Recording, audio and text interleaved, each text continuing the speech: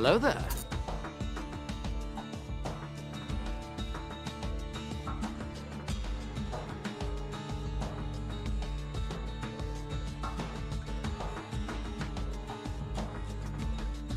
Thermal signature detected.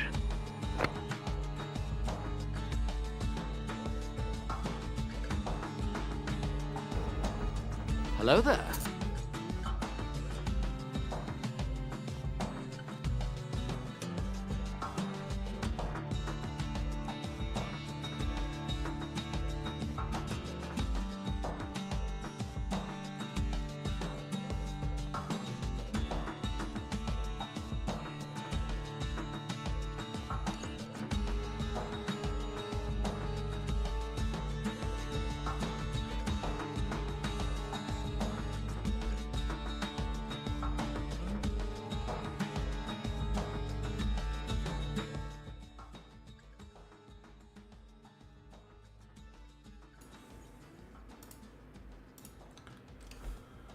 Hello everybody, how are we doing? It's good to see you. Thanks for tuning in for some Warhammer 40,000 Rogue Trader tonight. It's lovely to see you. Tachyon is having fun trying to find secret chat commands. You gotta remember that I make all the commands, so there's only as many as I can make, and I'm not that good. Congrats to Tachyon for getting first on the stream.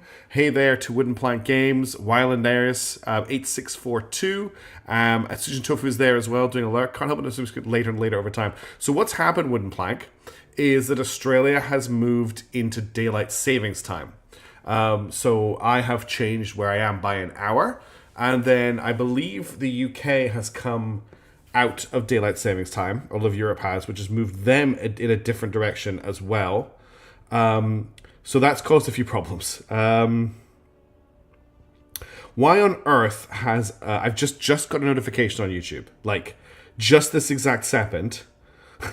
And a video that I uploaded that I don't even think is live on my channel just got restricted. I uploaded this video in 2012. This video just got restricted because of the backing music. I'm pretty sure the video isn't even live. That's funny. Anyway, so that's why the stream's getting later. I could try and make them a little bit earlier.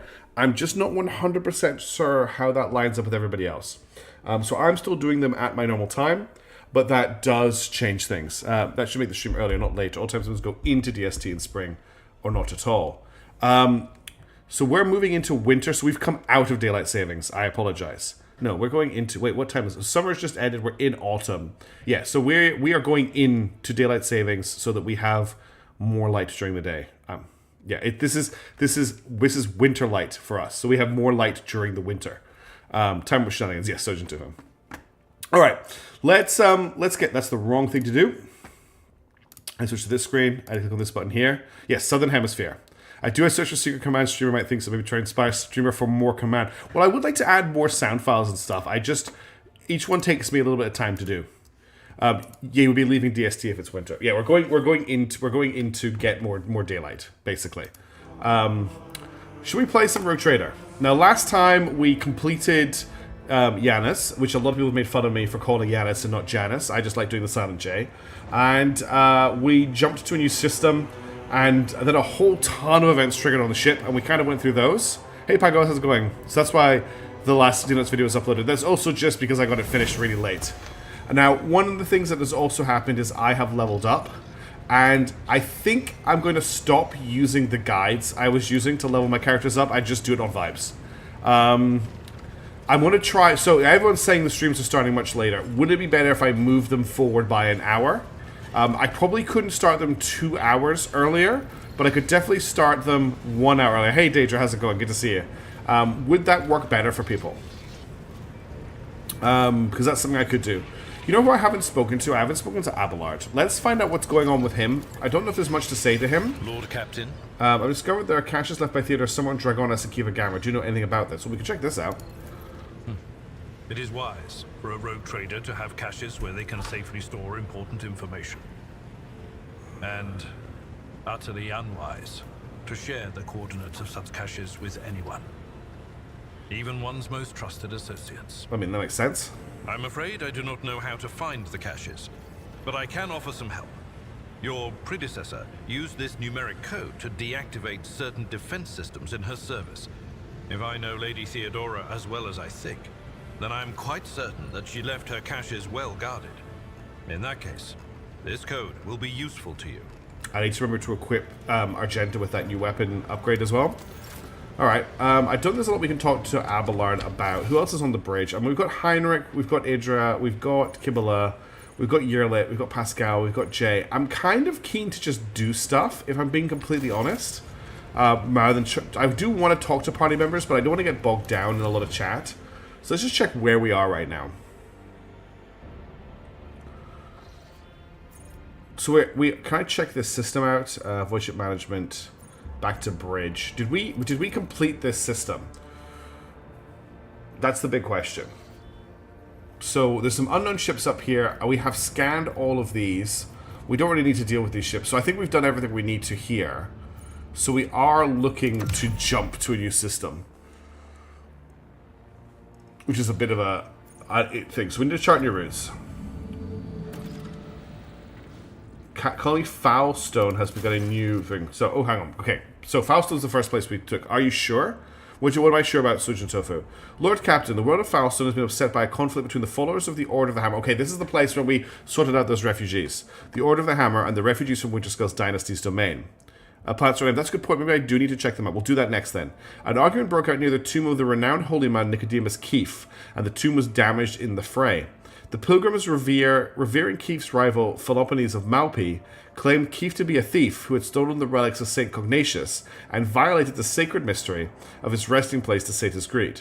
The Order of the Hammer is furious at the radical statements and desecration of Keefe's burial site. Who is this Nicodemus in the Philippines? What's the issue here? What say my advisors? This is me quoting stuff. These guests who seem to have forgotten their manners will be summarily punished 1 week without water rations. We share the indignation. Okay, so this is supporting the Order of the Hammer.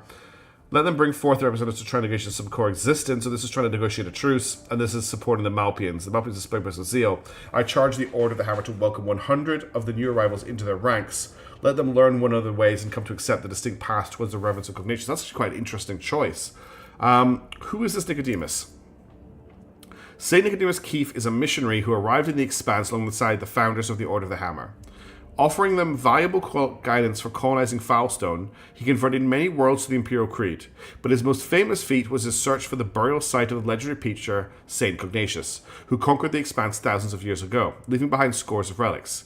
Keefe was able to track down some of those relics. The order was named after the power hammer of Saint Cognatius, Piety's Charge.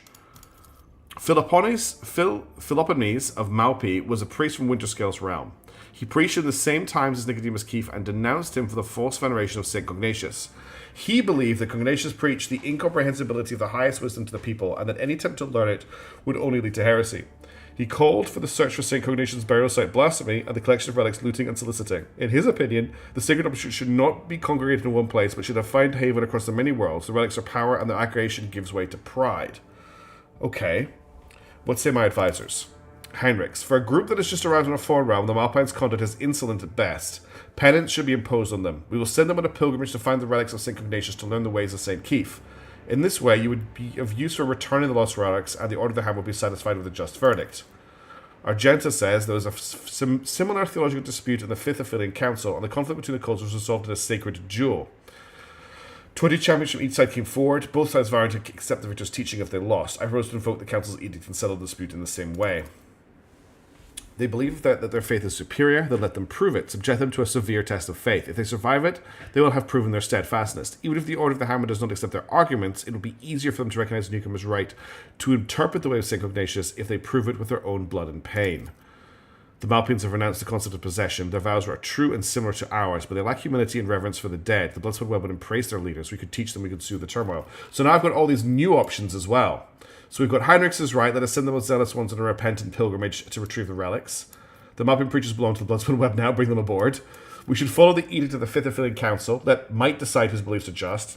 Let them bring forth the representatives to negotiate. We shall allow the Malpians to prove their strength and convictions through a severe trial of fate, or the Malpians display impressive zeal. I charge the Order of the Hammer to welcome 100 of the new arrivals into their ranks. Let them learn. So quite a lot of options here. This is quite a complicated choice. I'm aware that we've just started the stream, and there's not going to be that many people here, but it might be worth just putting this to a vote. Obviously, options 1 and 2 are dead. So basically, you're looking at... The top option here is option 1, which is siding with Heinrichs. Option 2 is the Bloodspun Web. After long pursuit of the next game complete, I decided to go for Amazing Cultivation Simulator. Good luck, Tachyon. So option 1 is Heinrichs. Option 2 is Bloodspun Web. Option 3 is make them duel. Option 6 is make them negotiate. Option 7 is do a trial of faith, and then that's option 7. So option 1, option 1, 2, 3, 4. Option 5 is a trial of faith, and option 6 is induct them into the Order of the Hammer. It's probably quite a complicated vote, but let's just see if anyone wants to vote on it. So we've got 6 options, with the first option being the Heinrichs option. See if you're interested in voting on it. Well, I have a quick sip of water. The other thing I want to talk about is I'm going to move the streams forward by an hour. So what I'll start doing is I'll start this stream an hour earlier, and I'll start the Terra Invicta streams an hour earlier, and I'll also look at starting the Unicorn Overlord streams an hour earlier as well. Okay, we've got 1 vote for Heinrich. We've got 3 votes, 2 votes for let them bring forth the representatives to negotiate. So it's looking like that's probably going to be the one that gets picked. I didn't think there'd be a lot of people voting this early on the stream. 30 seconds left on the vote if you want to get your voice heard. It's quite easy to do so, right? I only have 3 votes come in. But yeah, it looks like we're going to go for the negotiation. Oh, Daedra's coming with a vote for. I think with having the space in it breaks it. Daedra, it has to be 1 word. I know, it's a terrible system. I'm a really bad programmer. It doesn't recognize the spaces.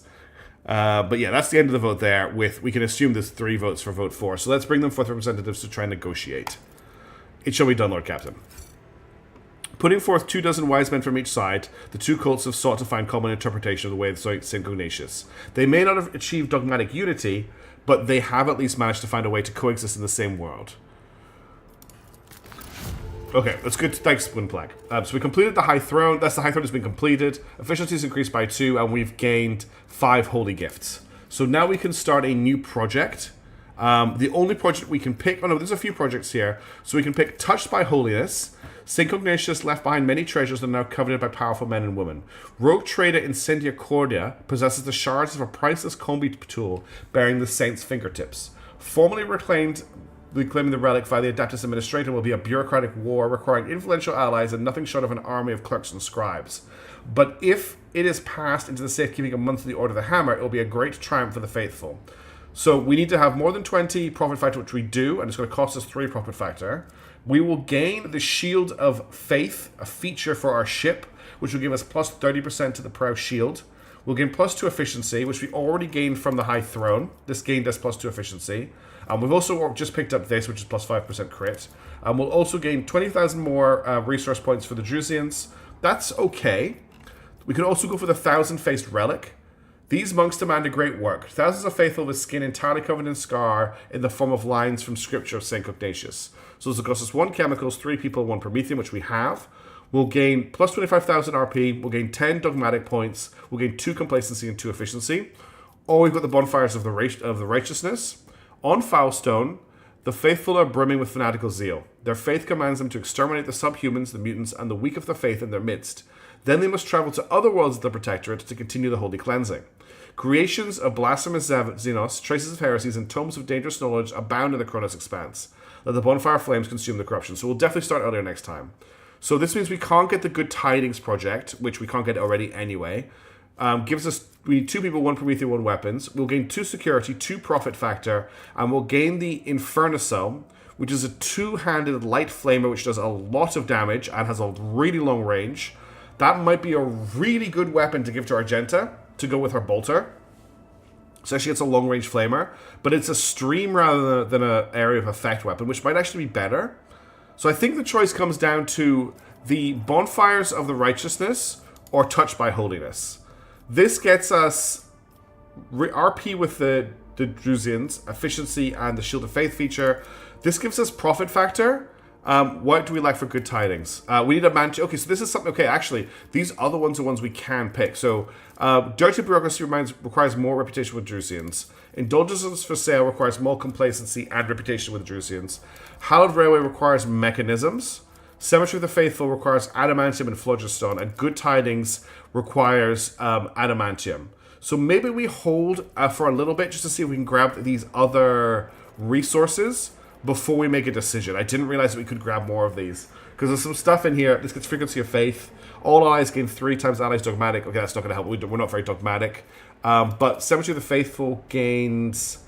Flagship gets a 5% bonus to evasion. All colonies gain complacency. Or we get the Recriminator. Whenever the wearer kills their target with a melee attack, all enemies in a 2-cell radius suffer 4 mental damage. Interesting. So I'm going to hold on doing anything there just for the moment. Let's go back to the system, which I think I can do through visit. It seems you can pick the others later. I don't know if I can because... Will it not lock them out because they are projects? Well, let's explore the system and we'll look at it afterwards.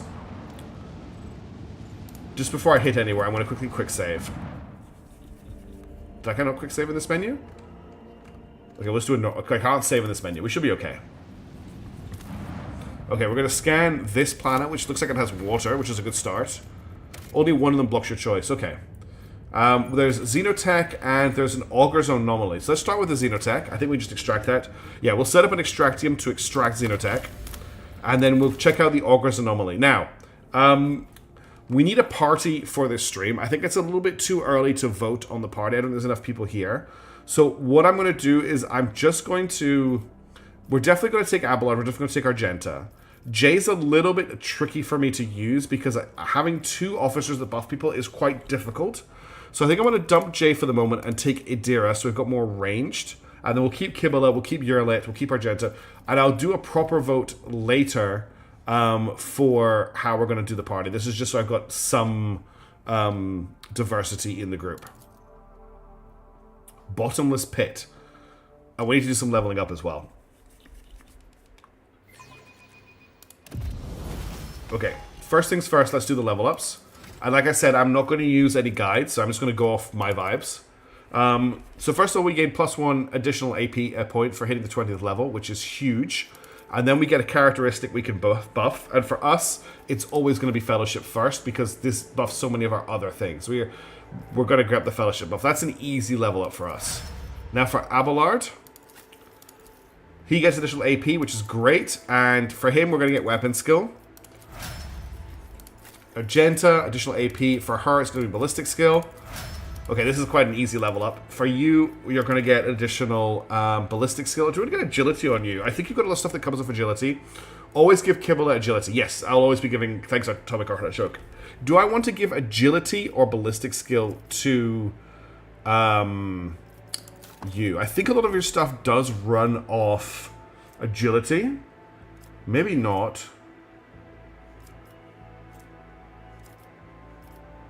I don't think it does.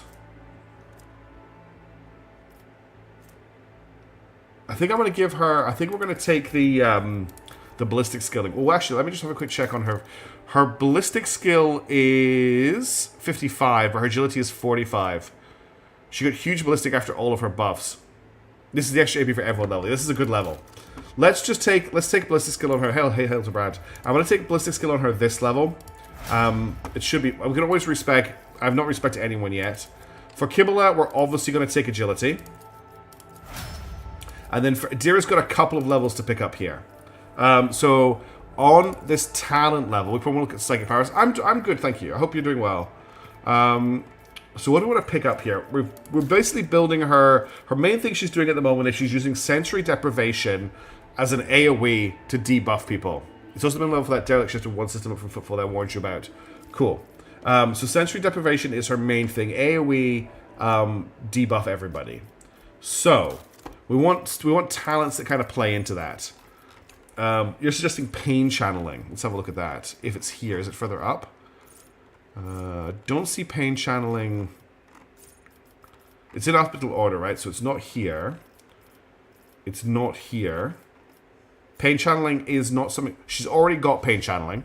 So that's already been picked up. There's an ability to overflows. Yeah, she's already got that. It's pain channeling. Whenever the psyker kills an enemy with psychic power, dealing more damage to target's wounds, the excess damage goes to the closest target. She already has that. Aftershock, every time the psyker deals mental damage from any source other than Aftershock, the target suffers half as much of mental damage at the end of the next turn. Enemies that have taken damage from Psychers are minus 20 to resistance checks. Enemies that have failed a willpower resistance test against any of the psychic powers will suffer additional 9 direct damage every time they suffer mental damage until the end of combat. That works because if she blinds them, that's a willpower resistance test they've failed. Mind Thief. Anytime an enemy becomes a target of any particular psychic ability for their first time, the enemy suffers a minus 5 penalty to intelligence and perception. And the Psyker's intelligence and perception increase by 2. That's also huge for her doing the big blind. Visions of Doom. Enemies that become target psychic abilities get a stacking minus 5% penalty to dodge and parry. That's also very good. Warped Minds. Every 6th use of a psychic power by the Psyker, all enemies get... That's not... I mean, 6... That means at least 6 turns before that triggers. Enemies suffering from the blinded, stunned, immobilized, or prone effects. Okay, Weak Hearts is huge for her because she's already blinding them. I don't know if that's going to stack, but that's an extra 10% damage on groups of enemies. I'm going to grab... is that better than minus 5 to intelligence and perception? I think it... And yeah, I think I'm going to grab weak Hearts for that level. For this level, we can only grab Overcharge. The Cyber Raven immediately heals to full wounds. The immobilized, prone, and stun effects are removed from it. The other's next 3 abilities cost 1 AP less. That's huge. Then we'll gain the extra AP, and we get a characteristics. And for her, I think it has to be willpower. If we quickly check her features, that's okay. Her willpower is at 65, so yeah, we're going to get her willpower level up. So back to this, we're going to grab... oh, so she can't get another Psyker level, can she? No. She's going to grab... It was Weak Hearts, then here we're grabbing Overcharge, and then here we're grabbing willpower for her. And that's all of her level ups done. Okay, everybody's fully leveled up. Now, Argenta, really quickly, we picked up a very cool attachment for your gun in the last stream. So we'll switch to your bolt gun. It is this thing here, the Blessed Bolter Casing. Single attacks with bolt weapons automatically hit the target. So that just means when she does single shots, they're always going to hit, which is pretty crazy. Okay, let's quickly save. And then we've just got some dudes coming around us. Looks like... I think these are just... Yeah, we can't talk to any of these people. We're just on a rant. I don't know why we're here. But let's explore, I guess. Monkey must know no fear or reason at all, for they permit those entwined with the great she's talking about enemy in their Theodora. midst. Inside the kingdom rooms of stones and frescoes, they're putting a black spot. A Xenos siding with Imperium doctrine. I've heard it all now. Let's come around this way. I feel nervous in this location. Rudimentary tools and devices are now covered by a layer of dirt and flora. Is there money to be made? Rusty cogitator. Tech use 30% is not very high. Failure is just a temporary setback. Perfect. I got wounded by Look that. no further. Yeah, we This don't have wound anyone will with a make good a enough fine tech use to try and I owe use you a this. debt. Unfortunately. We don't have Pascal with us. But we'll loot the stuff we can. Chad is just wandering around finding stuff. It's weird. My mind is completely empty. So there's 2 rusty cogitators, which we really need Pascal to deal with. Nothing. Just empty. She can't detect in here. Mind is at ease. Moves ropes and cables end abruptly at the edge of this pit, vanishing into the darkness. Oh no. To the top, or get left in the dust. Hey Diddlywits, how's it going? We need to talk? What's going on? The better of words and shake energy to touch the darkness, and the darkness will accept you. Okay.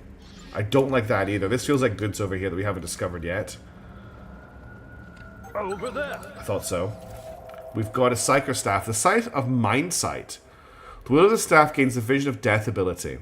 This ability is also available in its heroic act and desperate act measure values. Power level affects damage of this power. Enemies suffer a minus 10 penalty to all resistance test against psychic powers of the telepathy discipline. Well, that's quite good for Adira. What staff is she using at the moment? Hey Alex Dragon, how's it going? Good to see you. Alright, what are you using at the moment? You're currently using the Pyromancer Staff. This thing gives you Vision of Death. Plus 15 willpower, plus 10 perception. This does seem like an upgrade. Not sure what Vision of Death does yet, but we'll check it out. What's up, Alex? Oh, I thought you did a sad face, but you didn't. That's good. Okay, so it looks like the game kind of wants us to jump into this pit. Or we can't do anything just now. Darkness swirls beneath your feet, a void of impenetrable gloom. You do not hear a single sound from the depths of the pit. No wailing wind, no rustle of dust. My guy say I'm lucky to survive the positive LG is an understatement. Yes, I can't believe you survived that. Examine the pit. The bright daylight cannot pierce the darkness lying over the slopes. The longer you look into its depth, the stronger the feeling grows that this darkness isn't just an absence of light. It is something immeasurably vast, endless, capable of reaching the farthest stars or swallowing a galaxy. Through sheer force of will, you avert your gaze. Heinrichs peers into the darkness of the depths of the pit. You feel such an otherworldly chill. The interrogator arches an eyebrow. Whatever this phenomenon may be, there is no warp sorcery within it. Creepy. Adira tilts her head to the side. Listen to something. Grox knows what it is. It's beyond my remit. Lean over and stretch your hand. Yes, we're gonna touch the weird hole. We're definitely gonna do that. At the edge of your consciousness, you sense something slimy and intangible answering your invitation for contact. It seeps into your thoughts, tasting your emotions. Surprise and curiosity envelop you, but these feelings are not your own, and I have the choice to submit to the entity's will or roll a willpower check to quickly step back from the hole. I'm going to let you choose which one of these we try and do. Are we going to let the weird thing into our mind, or are we going to try and roll willpower to survive? Bear in mind that if you vote for option 2, we may still fail the roll. But I want to see what you do, because I need to have a quick drink.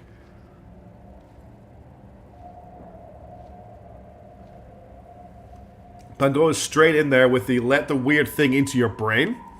That's 2 votes for that, actually. Tofu as well wants us to get weird, slimy, non-warp entities into our mind. Tachyon saying no. Atomic, Daedra is saying yes. If you want to say no Atomic, it's !V2. We've got 30 seconds left. A Dragon also says 2. So we've got 3 votes for yes, 2 votes for no. If Artichoke gets their vote in, or I guess I can count Artichoke's vote for them. That's 3 and 3. So at the moment we need a deciding vote because we're linked up, and you've got about 5-10 seconds left to get your vote in if you want to have the deciding vote here. Otherwise, I get to make the choice. We've probably got about 5 seconds left. If anyone else is going to vote on this one, it's about to run out. Any second now. Voting is closed. I get to pick. I'm going to take a willpower check to step away from the hole. Willpower test failed. Okay, Plan came in as well, representing intrusive thoughts. You turn around and walk away from the ominous pit and its secrets. Back on your ship, you give out a few orders, play a game of regicide, and turn in for the night. As you open your eyes, you find yourself back by the abyss. You run for dear life, get back to your ship, go to a different system, and when you wake the next morning, the darkness is once again staring at you from beyond the edge of the pit. Again you run. Again you change one system after another. You go without sleep for several days. Yet it happens all over again. You spend months, or it could be years, in desperate flight. At some point, you simply give up. With resignation, you sit down at the edge of the pit. No longer moving. Alien satisfaction fills your mind. You are hit by a sudden wave of all-consuming silence. A moment later, the world around you disappears, leaving only black, viscous, boundless darkness. I'll turn the camera around this way. The absoluteness of it is overwhelming, and you slowly sink into the void that is sucking you in. What are you? You are looking at a tiny person, peeking over the edge of the bottomless darkness. You are looking at yourself. Then you blink and see the same place, except the camp around you is full of life. Scholars are zipping back and forth between field structures, switching on unfamiliar machines in an attempt to know the unknown. A moment later, they are all nude, singing and dancing around the pit. The smell of heated bodies, blood, and sweat assaults your nostrils, drowning out your thoughts. One by one, the lunatics fall into the embrace of nothingness. You make out toad-like Xenos building a temple around the pit. Are they the Slan? You are praying, they are praying, conducting rites, making sacrifices to the darkness in the hopes of unimaginable gifts. Then darkness shrouds everything once more. Or rather, you are the darkness. Something immeasurably vast, endless, capable of reaching the furthest stars or swallowing a galaxy. But some will pulls you out of the cozy embrace of the void towards the light, and you snap out of the vision as sorrow fills you from within. What do you want from me? You find yourself on the floor of an abandoned estate. You feel someone's disgusting presence behind you, and raspy, foul breath tickles your nostrils. A drop of water trickles down from the stone ceiling and shatters the silence with a deafening splash. The heavy door before you is open. You could try to escape. It is now, or never. 30% athletics check to get up and run, or 100% willpower check to turn around. We'll take the willpower check. Willpower test succeeded. You turn around, intent on killing the thing with your bare hands, and then exclaim in hesitation. You recognize the disfigured monster that is staring at you, baled from the darkness. You let out a heavy sigh, and a cloud of hot, fetid vapor settles on the smooth surface of the mirror. You sit at the apex of a massive onyx pyramid. That's terrifying, that's Necron adjacent terrifyingness. Your abilities are limitless. With a single thought, you can raise mountains, drain an ocean, or disperse the clouds. But nobody cares anymore. Soon your brothers and sisters will sacrifice you so they can share your power among themselves and guide the civilization to prosperity. Okay. Deep Warhammer 40,000 lore. I'm pretty sure this is the memory of a Catan about to be destroyed by the Necron. So we can proceed with the ceremony for the sake of future generations, or I can use my strength to kill my brothers and sisters and be the sole ruler of the civilization. I'll take the fellowship test, which I can pass. The Catan, solemnly you're placed in a black cold slab covered in glowing script. You close your eyes and pray as your brothers and sisters rip your 7 hearts out of your chest. By the end of the ceremony, they are gnawing on every last bone of your body, shedding tears of sorrow. You join your ancestors within the black monolith, and for centuries thereafter, you watch from above as your civilization blossoms. You are lying on burning sand, struggling to open your eyes, but your eyelids feel too heavy. You can barely move your arms and legs, your stomach hurts, your throat is bone dry. Several of your kin, all emaciated, are scattered around you. The hunger is so strong that it is driving you mad. Yes, it does seem to be a collection of memories. You let out a bestial howl. Something metallic clinks next to your right hand. A knife. This is it. You can survive. You must survive. All you need to do is decide who to sacrifice. So I can take a toughness test to cut off a piece of myself. I can kill the decrepit old man in the tattered remains of a military uniform. Hang on. That could be Abelard. The strange animal-like creature with barely noticeable shadows swirling around it could be Adira. The brawny woman with bloodied hands could be Argenta. The ancient woman who recently joined your caravan could very well be Yolette.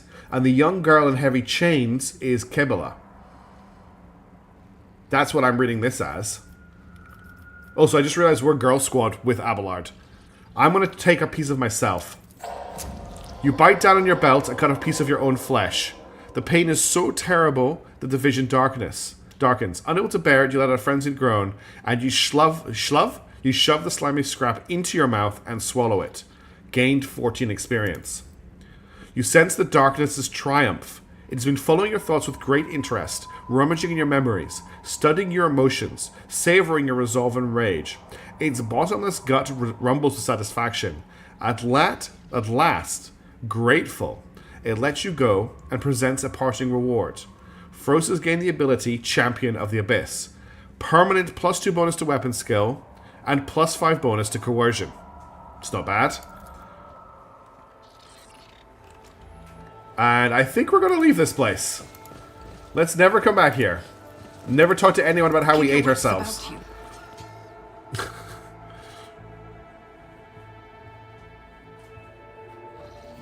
Alright, let's check out the next planet.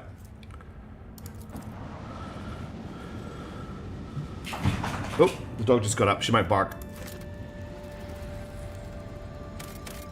Okay, oh, adamantium. That's what we needed for that thing. Let's get some adamantium extraction going. That's actually really important. Oh, that's the wrong button. Didn't mean to do that.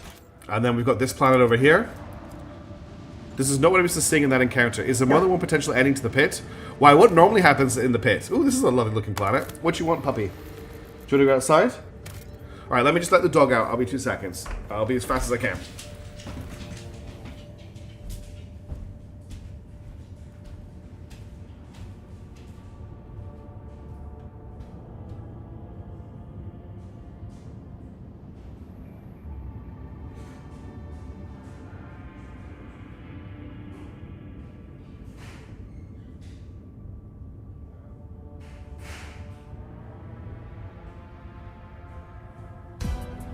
There's definitely been a few encounters that I've completed that a few people have said, oh, I didn't know you could end it that way. So I got a permanent buff from it, TRM. I got tactical pause. Thanks, Tofu. Is it playing the GoldenEye music? It is. I had to throw someone in the pit. The Inquisitor's not very happy that I lost his interrogator. Really? You just had to throw someone into the pit? Yeah, I was able to get out of that without anything. Ooh. The Hunter Father's Armor. The wearer gets +2 movement points and the Strike of Kuranos ability. Interesting. Okay, we're going to have to equip that to our friend. Now, I'm going to save the game, and I'm going to try and take on this combat encounter. I don't know if I can beat it, because we know how bad I am at fighting ships, but let's have a quick look. A report shows up on your personal cogitator screen. Unknown ships are towing the Interstellar Sextant, a cargo ship belonging to one of Footfall's wealthiest traders. It looks like the pirates have bitten off more than they can chew and have now been forced to drag the ship to a more secluded place where they can plunder it undisturbed. Oh, a tactical pause should disappear? When will the tactical pause end? I can get rid of it, don't worry. There you go. I knew it would disappear on its own. Alright, let's attack the pirates. As soon as they see you, the escort ships charge into battle at once, while the captive sextant powers up warp engines. Unless you interrupt the preparation for jump, the cargo ship will forever vanish beyond the veil of the Immaterium, along with all of the riches it is carrying. Send all available forces to intercept the Interstellar Sextant. Don't let it get away. So we have to fight the pirates and stop this ship from jumping out. Okay. How do we disrupt it? And how bad will I be at this fight? Yeah, so I think I got a permanent +2 bonus to weapon skill and a +5 bonus to something else. Ah, finally, some real action. Disengage, let's live to fight another day. Who's saying that? That'll be the... So that's the ship that's... Oh my god, that's a pretty powerful ship. They're getting ready to jump.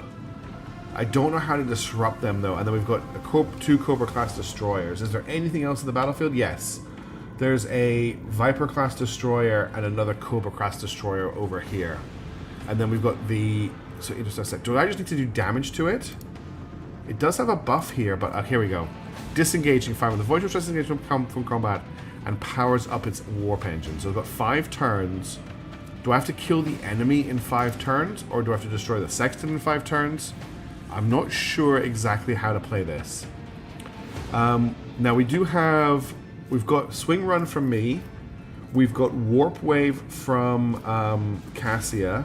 We've got New Heading from Abelard. So this is... While moving, the flagship may take its next turn at 90 degrees instead of the usual 45.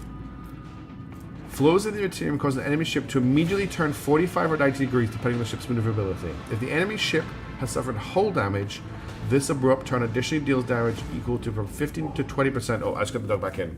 Does not affect ships larger than cruisers. Okay. So that's pretty cool. We can maybe turn the ship around and shoot it back, or damage it, then make it turn.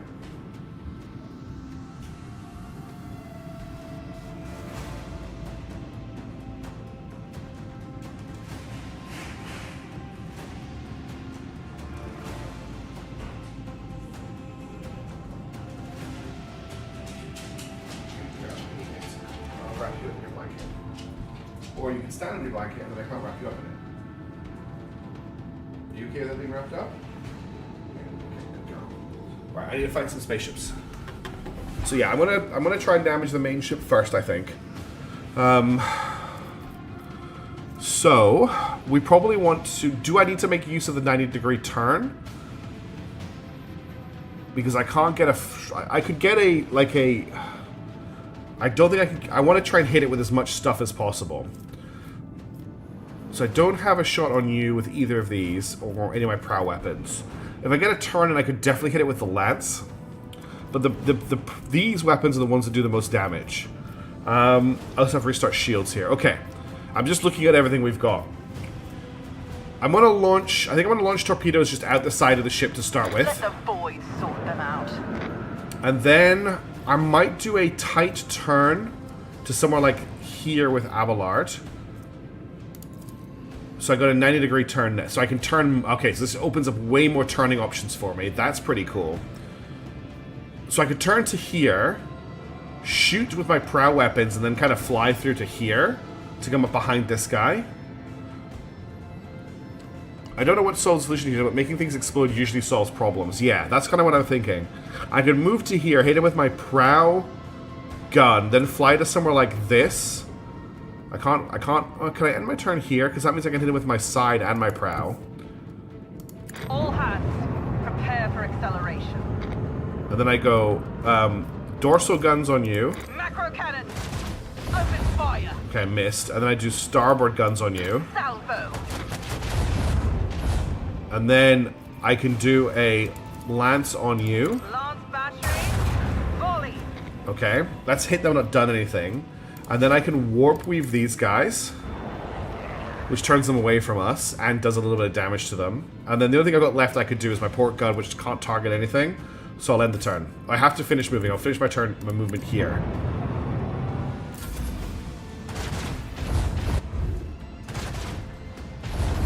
Okay, it's giving me everything it can. They've got to turn around.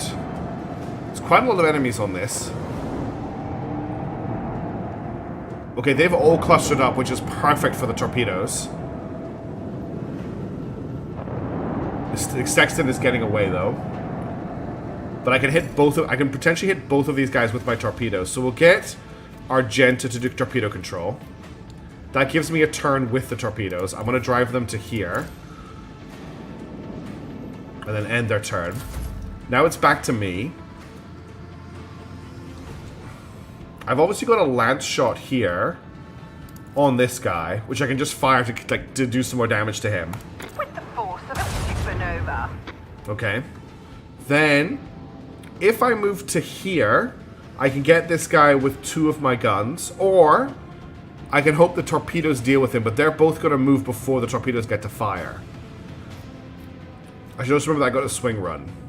The other option is I just, like, run down the Sexton, but then that means I get these guys behind me, which I don't really want. I could go here and then fire one of them. Yeah, I'm going to try this. And that puts my shields on the other side, because my starboard shields are damaged, but my port shields are fine. So I can shoot at this guy with my dorsal guns. Macro cannon, open fire. And then I can fire... I'm not doing very much damage. I can fire my port guns at this guy. Every shot counts. Okay, that was a lot of damage. They're going to withdraw, and I can't shoot anything with my starboard. I think that was an okay turn.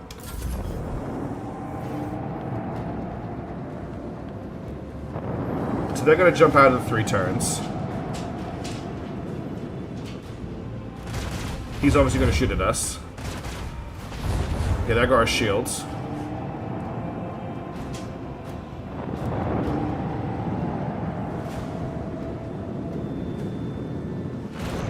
Okay, they just launched torpedoes, which is not good. Sexton has 3 turns from jumping out. Oh, Poppy wants me to wrap her up in a blanket. Hang on.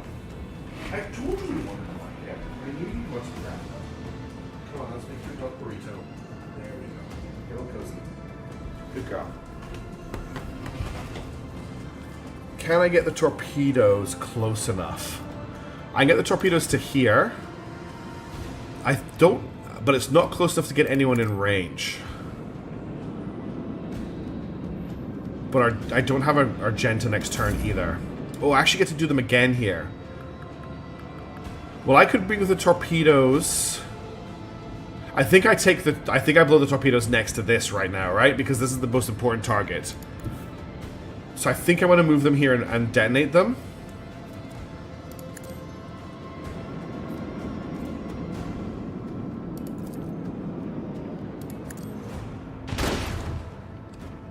Okay, that did not do very much damage, unfortunately. We need to either get past these torpedoes or kill them, but I can just drive by. So I could drive to here, take some shots, and then keep going. So I think I want to move to here. I'm going to fire a lance shot at this sextant. I'm going to fire dorsal guns at this guy. And then I'm going to fire... I can't hit him. Okay, unfortunately, I can't hit him. We'll fire the port guns at this guy. I'm going to restart shields. And then I'm going to try and hit this thing with Adira's ability. Okay, that did something. And then we're going to keep going past, so the torpedoes hopefully won't be able to turn around and get to me. Do I have anything else I can do right now? I could also launch more torpedoes, which I will probably do when I get there. Helmsman, take us in. And then we'll launch torpedoes to here. Keep up the pressure. Okay. They're going to jump out. I'd like to kill them, but they're out of the fight right now, which is fine for me. That's into a... The whispers grow louder. We approach oblivion. Okay, we're in trouble now. We've lost our port shields. They're also looking to jump out.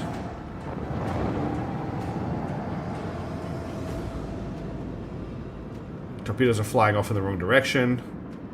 It's just this guy's... Okay, and our shields are back up. Okay. Argenta has torpedo control. So let's pop that right now. I can't turn them, unfortunately. That's annoying. I'm going to try and bring them back around to these guys. Now for us... I do have dorsal fire on this guy. I got dorsal and starboard fire on this guy. How many turns before they jump out, though? Oh, 2 rounds before they jump out. I think I really need to focus down the sextant, unfortunately. As much as I would like to shoot at these guys some more. If I move to here... I've got dorsal shots, but I don't have starboard shots. If I move to here... I've got starboard and dorsal on him, but nothing on port. I can't hit anyone on port right now anyway. So I'm going to lance from where I am. So I need to... Hang on, cancel this. Lance from where I am at this guy. Battery. Volley. Okay, they've just surrendered. Okay, now we can focus on these ships. Let's shoot the one that's damaged first. So I'm going to hit him with my dorsal gun. Let them taste our fury. Okay, and then I want to come about if I can. Well, actually, I'm just going to hit... I can hit this guy with my starboard as well. Every shot counts. Okay, they're now running as well. Let's bring us about. Or I could do a void... Not a void ship ram. I could do... Well, first of all, let's see if we can just get a cheeky kill. This guy's about to run away. Do we think we can kill him with Cassie's ability from all the way over here? We can. Excellent. That's going to get us some loot. Because I could either do a new heading, or I could do a swing run here to get these guys in my frontal arc for next turn. Now that this guy has surrendered. So if I... Ooh, can I get my port gun? I can't get my... if I go here, I can get them my port gun on them. So we can fire port gun into this guy. Macro cannon. Open fire. Okay, that's a decent amount of damage. And then that's our turn, but most of these guys are running away from us. And we can hopefully just take them out next turn.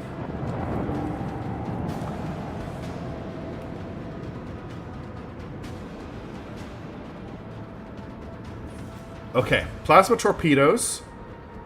I'm going to get them to kill this guy, just because he's the furthest away.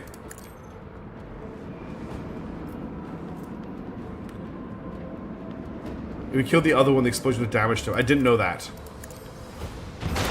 Okay, that's what them down. Now, these guys should be an easy kill, but we have to get to them. I don't have any guns on them right now. We can obviously hit this guy, so I want to just port shoot him. Salvo. And I can finish him off with the dorsal cannons. Macro cannon. Open fire. Okay, so now I've just got... The targets that are left are... This guy here. Did the other guy jump out? He seems to have disappeared from my map. So I'm fearing he's jumped out. I could do a swing run. And you turn around. I could also do a hard turn. It needs to be a swing run first, I think. But I have to... How far do I have to go all the way to here for the swing run? You killed the other guy. I thought there was another one. I thought there was one. I thought I saw one fly over here. Unless I do a new heading with Master of Maneuvers, and I can get here, and I can hit him with a lance battery. Yeah, I killed the guy up here. I thought there was another one over here. It doesn't matter. You should ram the torpedo in the ship. I'm not sure blowing them up next to the ship does full damage. I thought you had to blow them up next to them. Fire at will. Well, that's everybody dead, right? Cool. Okay. I'm pretty happy with that.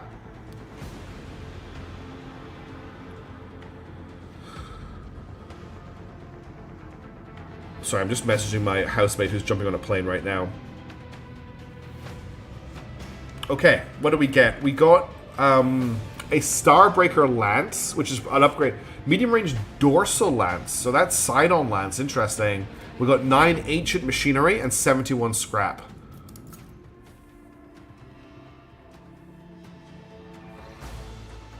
Oh, first things first, we need to repair the ship.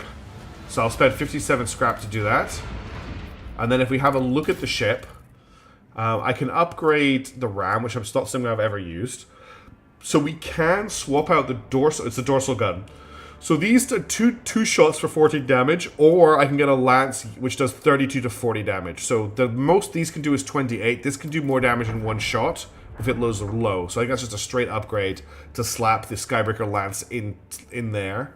I don't think any of this other stuff is worth taking. This is a Mars pattern prow battery.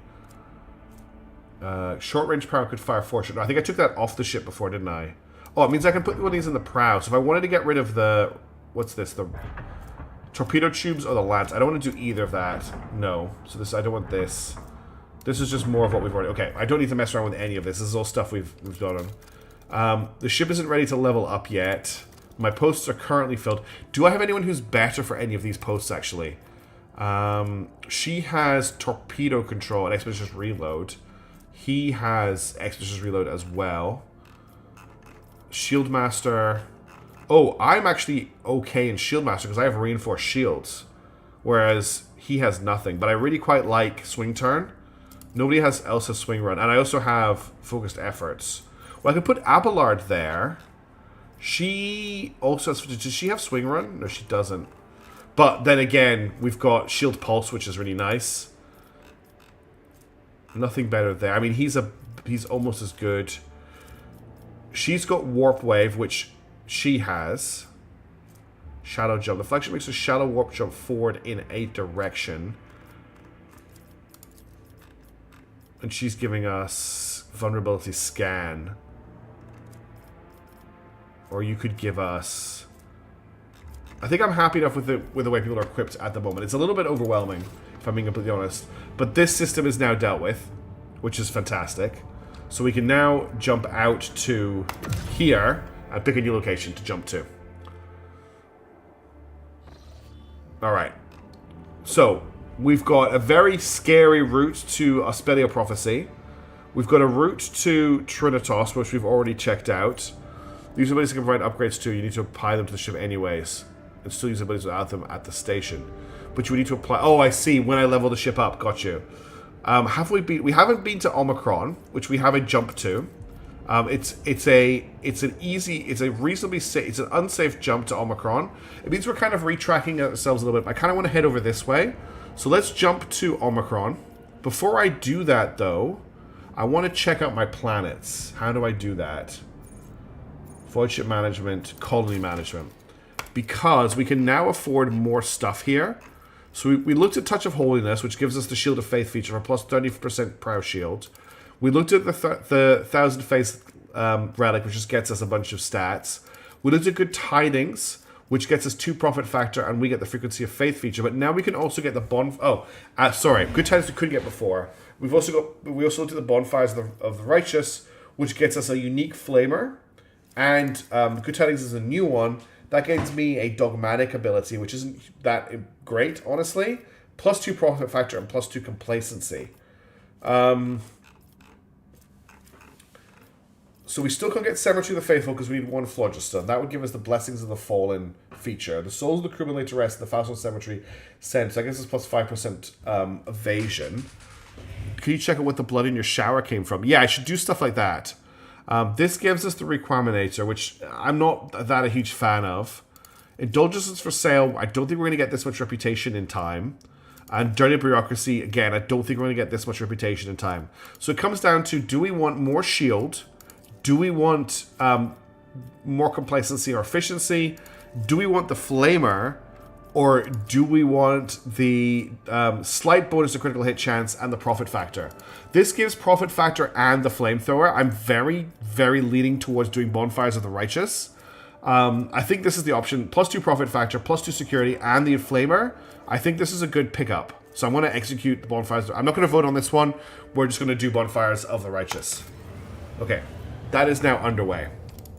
And we have room for another one, so we could do good tidings down the road if we wanted to.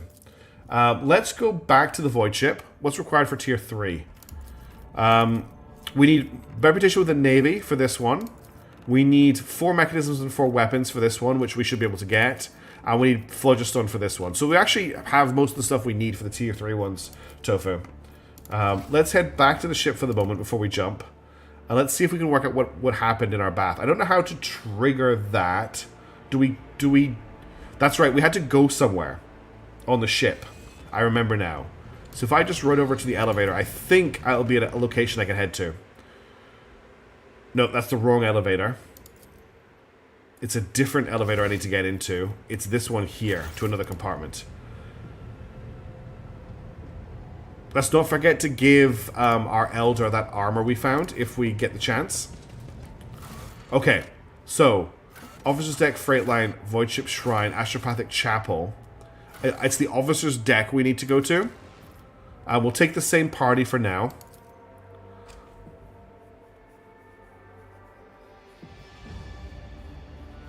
Because, yeah, finding out why my bath filled with blood is probably a good idea. Thanks for reminding me, Daedra. I forgot my bath filled with blood.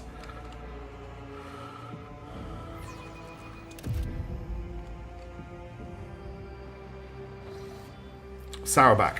Her ladyship, the rogue trader, has seen fit to honor us with her presence to monitor the course of the investigation. You expected to perform your duties immaculately and report your every step to me. Should any of your actions bring shame to the enforcers, you will answer to me personally. Lord Captain, the 3 officers before you have been tasked with conducting the investigation. The first, Captain Klein, is a veteran with a record of quelled uprisings of mutant abominations in the colonies. Captain Genervi is young, but she has already preempted several mutinies among the ship's rabble. I can't at the moment, but I will as soon as I can, Daedra. Lastly, there is Captain Horkto. His interrogation skills deserve credit, and he knows how to instill fear and respect firmly in the minds of the riffraff. Their drilling is good. Their service records are excellent. Let's see how they perform in the field. What are your findings thus far? I like how my party is all just sitting at the table with dinner. We've got some racks of ribs. Some looks like dim sum. Some pastries. We got looks like a tray of brownies.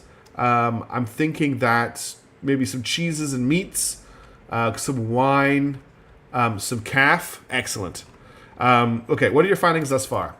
We've discovered a worker's corpse, mutilated and desiccated. We are still looking into the man's identity and position, but the surgeon's report has confirmed that among all the blood that was pumped into your bath chamber, the blood carrying mutations was indeed his. The workers from nearby decks have all been checked for genetic aberration, but the mutations identified are all within the norm for laboring masses. They are being rounded up for interrogation as we speak. Yurlet frowns. Oh, I love how Yurlet's sitting all the way over here.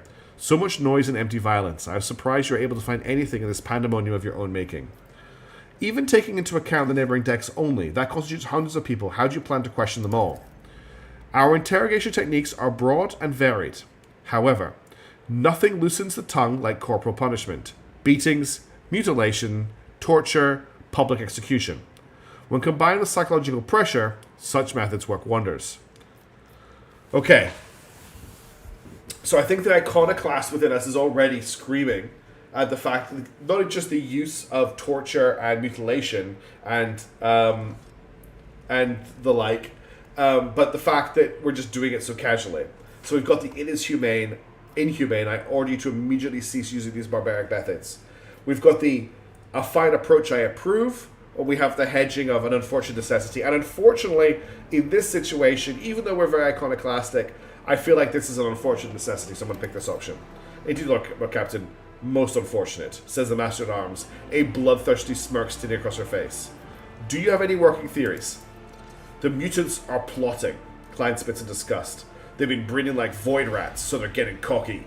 Must have wanted to infect your ladyship with their plague. It wasn't an attempt on the Lord Captain's life, it was a threat.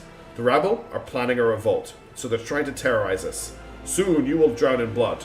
Insurgents pride themselves in such metaphors. Meanwhile, Captain Hotco is convinced it is the work of Voidfair's surviving cultists. However, I believe this to be a warning rather than a threat. What we need to establish is who is trying to warn us and of what. Heinrich from inside a statue. Interesting hypotheses, but I doubt it is that simple. Mr. Sourback, grant me access to investigation files. I have my own thoughts on what's going on here. The Master of Arms nods coldly. Of course, Master Interrogator. What do you propose we investigate first? The body. Once we've ascertained the man's identity, we'll be able to locate his associates and narrow down the number of suspects. Captain Klein is in charge of examining the corpse. Yes, Your Ladyship, I'm almost done with my report. As soon as it is ready, I'll deliver it to you. Then let us begin. While we wait for Klein to report back, please enjoy the refreshments that have been prepared for you, Lord Captain. I love that. Do we have to do an autopsy? No, we don't. Oh, who's this guy? Oh, it's Heinrich. A pair of enforcers with battered faces is escorting Infernus Master Heinrich Montag. But he's a good guy. His lip is busted, his knuckles are grazed and covered with blood, and there's a chewed up glow stick between his teeth. One of the enforcers drove nasally, and we apprehended him while he was trying to break through to the detained rabble. Got into a scuffle. We barely managed to restrain the troublemaker. He demanded an audience with you, Mr. Sourback. Heinrich adjusts his clothes and approaches confidently. What do your enforcers think they're doing, Yocasta? Why are you assaulting my people, denying them water like they're criminals? We've got teenagers and elderly folk here. They're all just ordinary workers. They've done nothing wrong. No, Heinrich? What do you think you are doing? Attacking my people, chastising me in front of the Lord Captain. Get out before I have you charged. Your Ladyship, I ask you please to protect your servants from this abuse. So I've got to explain yourselves. I will not have you disrupting the course of this investigation. Have patience, Heinrich. As soon as the culprit is found, your people will be released. Or we can just go straight to Iconoclast. Cease the beatings immediately. These people need provided rations and water. I'm going to go explain yourselves, to start with. We shouldn't lock anything else out. The enforcers are reveling in their impunity, treating the crew like cattle, especially my clan. Many in their custody are dying of thirst or injuries. My sister and niece are there too. I don't expect them to be exempted from the investigation, but I'm begging you to put an end to these assaults and let my people have some food and water. This is what the rabble procedure demands. Intimidation loosens tongues. Torment erodes the dictionary will. The rabble are to know only awe and terror. The Void take your procedures. These are not seditionaries. They serve the dynasty just like you and I. He doesn't look to me like somebody who only knows awe and terror, but I'm sure a few more empty threats and busted enforcer notes will have him quivering on his knees. I'm going to do my awareness check. Did any of them confess to anything useful? Awareness is conceded. Nothing important or indeed worthy of your attention. You detect a slight hesitation before the reply. There is something you are not being told. I am interested in any and all statements, even the most outlandish ones. Outlandish ones? One of the Inferni was found to be missing his pass to the room housing the work clock cogitator. Losing such a pass is a serious offense, but the scoundrel claims an enforcer took it from him. He could not specify the name and rank of the enforcer, but he did give the description of the man. Tall, blonde hair. Obviously he is lying. He either lost it or sold it for a bottle of rotgut. What if the enforcers are the cultists? Heinrich makes a note. There are more convincing ways of expulculating oneself than making up some mysterious enforcer stealing passes. The incident should not be forgotten. It might be connected to the case. So I've either got Have Patience or Iconoclast. What do you think, chat? I'm only going to give you two options. So it's option Have Patience is going to be number 1, or the Iconoclast is option 2. What do you think we should pick here? Vote start 2-1. So exclamation mark V1 for Have Patience Heinrich, exclamation mark V2 for the Iconoclast option. Are we going to go soft on these guys? Or are we going to go hard?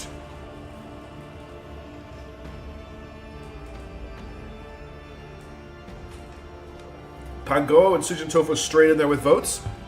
Chikakara, you need to put an exclamation mark V1, but I'll try and remember to count it.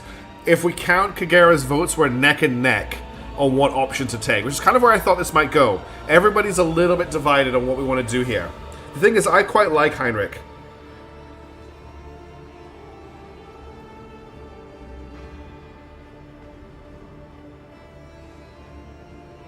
Just 1 second, sorry. 30 seconds left in the vote. Kagera still, unfortunately, quite hasn't got the vote. It's exclamation mark V1. Prophet 1330 got it. Then Wooden Plank Games came in with a V2. So we've got, it's again, if we're counting Kagera's vote, it's still neck and neck on 3 votes. Yes, Kagera got their vote in. Excellent. So it's 3 and 3, and the vote is about to end. But Bubba Gump comes in at the literal last second, thank you so much for voting, and pushes on the Iconoclast version. So we're going to pick the Iconoclast. That was a nail-biting vote. Thank you, everybody, for taking part. Cease the beatings immediately. These people are to be provided rations and water. I will not dare disobey your ladyship's orders, even one I disagree with.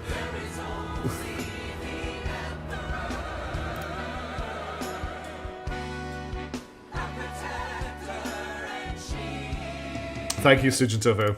Okay, so I just saying that I disagree with this order should get her beaten, to be honest. Thank you. We won't forget your mercy. I do like this guy, and I like his clan. I think they're very important. Iconoclast option unlocks some stuff later. Interesting. Einrich dresses a disheveled young woman with a short-haired girl in her teens. Both are dressed in utility coveralls and smeared with soot. I know, I think this is not the place for Iconoclast push. That's fair, Kagera. Totally fair. Lord Captain, let me introduce my sister Nimi and my niece Maya. Ladies, you should thank the Lord Captain for helping you. Hello, Your Majesty. Thank you for the food and water and for not letting them chop our hands off. That would have left us a little short-handed. Mia snorts and elbows the email. It's your ladyship, and don't make jokes when you're so terrible at them. Don't you want the Lord Captain to change her mind and you don't want? Do you want the Lord Captain to change her mind and send you back? Argenta smiles. A feisty one, isn't she? She has the spirit of a true sister of battle. But when I look at her family, I am glad she has someone to take care of her, and that the Emperor did not call her to serve him with weapons and fire as we do. Frosian, are your serfs literate? I could lend them a highly informative pamphlet on etiquette. Then again, they would probably just burn it for warmth. That was indeed terrible. This one gets no rations and no water. How did they end up in the hands of the enforcers? My status as senior officer exempted me from being arrested, but that same privilege did not extend to them. They were taken, along with the rest of the clan. They were acting horribly. They were hitting people in the head and the ribs. They didn't care if someone fought back or not. Nemesis would never allow it. My elbows are going, shush. If they hear his name, they'll get angry again. Nemesis? I wonder who that is. Oh, that one specific choice unlocks options later. Interesting.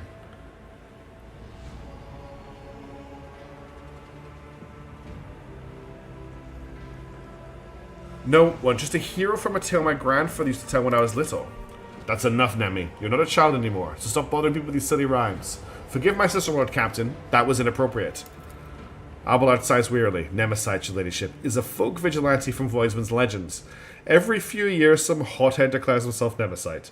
They always meet a sticky end, as do those foolish enough to believe in Nemesis' ravings. You have a fine family, Einrich. Thank you, Lord Captain. That they're all I live for, and thanks to you, the people most important to me are now safe. Okay.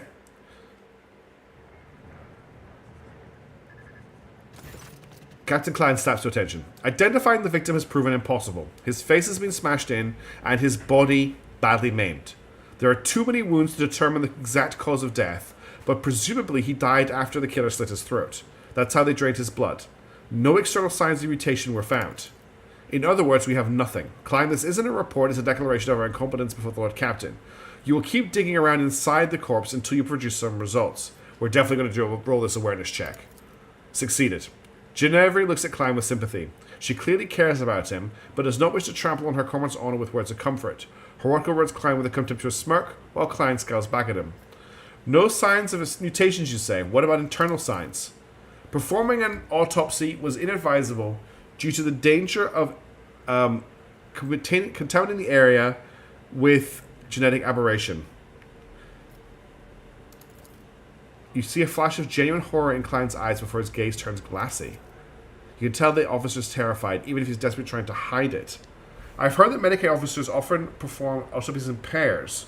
One cuts up the body, the other records the findings. You should get a partner, Klein. According to regulations, one enforcer is required for this duty. However, your latest proposal is reasonable. Do you have someone in mind? Obviously, so Hardcode doesn't like the guy, and Ginevra does, so I'll pick Ginevra. You catch Ginevra's grateful look and then watch as he smiles encouragingly at Klein. Come on, Klein, you better teach the Greenons how to carve up mutants. I'll grab us a pair of respirators to make sure we don't catch anything. Okay, that was just a little conversation check. Klein is up to his elbows in blood, his eyes flaring defiantly. I've examined the filth inside and out. Its innards are a genetic nightmare. It's a bag of corruption wrapped in human skin. Extra organs, scales, atrophied ingrown limbs, but that's not what's important. The body was disfigured posthumously. They killed the mutant with surgical precision before opening his throat and draining his blood. It wasn't until after the murder that they crushed his head and tried to cover up his wounds. The wounds were so brutal I missed his work tattoo. The victim was a pipe warden. And I found this in his throat. Klein presents a blood-stained raven feather. Lore Imperium test failed. It's difficult to say why. It was meant to be a symbolic gesture or perhaps a message. For what purpose was the corpse mutilated? Someone wanted to hide the cause of death. What I failed to understand is why they would leave the body out in the open instead of disposing of it. And what does the feather mean? The killer wanted to tell us something. It can be difficult to make sense of a murder's twisted logic. What tattoo? What do pipe wardens have to do with anything? The pipe wardens are a worker clan that services the ship's sewer systems. The tattoo indicates the worker's status and personal number. This one was SP24601, Senior Pipe Warden. Klein, I wish to give you a glass of Amsec for your good work. You looks like you need it. Klein accepts the glass and downs it instantly. Evidently, he is in no state to stay with the bouquet and takes up the fine drink you have ordered him. What is our next step? We should run the victim's ID number through the master worklog cogitator. If its machine spirit favors us, we'll be able to narrow down the number of suspects. Genervi, this is your arena. Okay, so we move on to the next stage of the investigation now. And we've got a tech priest getting involved too. Genervi approaches you, followed by a dignified woman in crimson robes. Allow me to introduce the esteemed tech priest Androdoveta Phi. She believes she has the right to obstruct the investigation and refuse to grant the enforcers access to the master cogitator. The tech priest lets out an indignant binaric trill. I request that the layman's willful activities be halted. She intends to torment the machine spirit of the master worklog cogitator Iota 3B. The venerable spirit is ill and is in no disposition to endure such abuse. Pascal, what is the problem with the machine spirit? The spirit is old and quick to anger. It therefore calls for a sensitive approach, not a torturous intrusion by a brutish laywoman. Since the start of this watch, the spirit has been unwell. So we've been trying to soothe its woes by applying sacred unguents and sensing this great machine's boards. The dogma of data recuperation quarantine prohibits any disturbances to blessed machines found to be in such a state. Well, when I'm molten cantankerous, I'll demand aromatic unguents and a hookah to fumigate my sacred ones too. Then again, why wait? What exactly does this data recuperative dogma prescribe? Let no profane hand touch the sacred machine stricken. Let the mechanism be shielded from all worldly troubles by a veil of righteous litany, and let its shrine be thricely honored till the malady is no more. Judging by Genevri's expression, she'd rather have her profane hands touch Advi's Phi's neck. We'll roll the persuasion check. Lay people may be prohibited from communing with the machine spirit, but you are not a Steve Tech priest. Genevri will merely stand at your side and observe. Advi Phi shoots Genevri a sidelong glance. Very well. I shall disturb the spirit, but I demand this laywoman show respect and do as she is told. Okay, we're getting through this. Raising her hands, Omnissiah preserve us. The great spirit was infected by a layperson. That is the culprit you should be searching for, not some pipe warden. Sacrilege. Registering a Category 3 active sacrilege, resulting in a Category Epsilon Quadra transgressor scenario.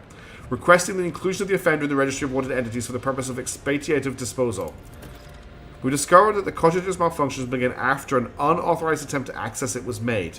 Someone deliberately angered the machine spirit in order to bury the work logs.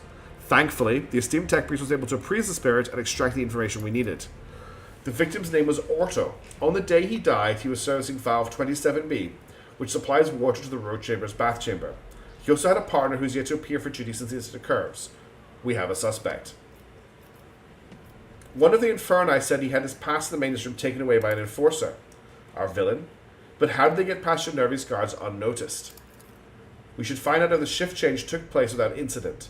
If the culprit truly is an enforcer or pretending to be one, he could have orchestrated a gap between the guard shifts. Who is the partner?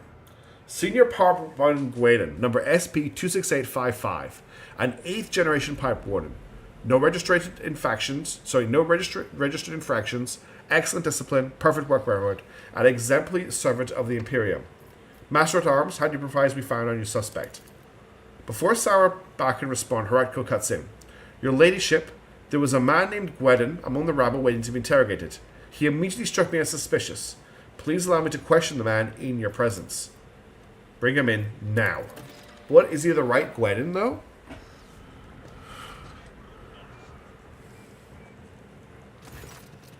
Senior Pipe Warden Gweden. Before you stands a gaunt man in work clothes. His face is swollen from the bruises, and several of his fingers are broken and sticking out at odd angles.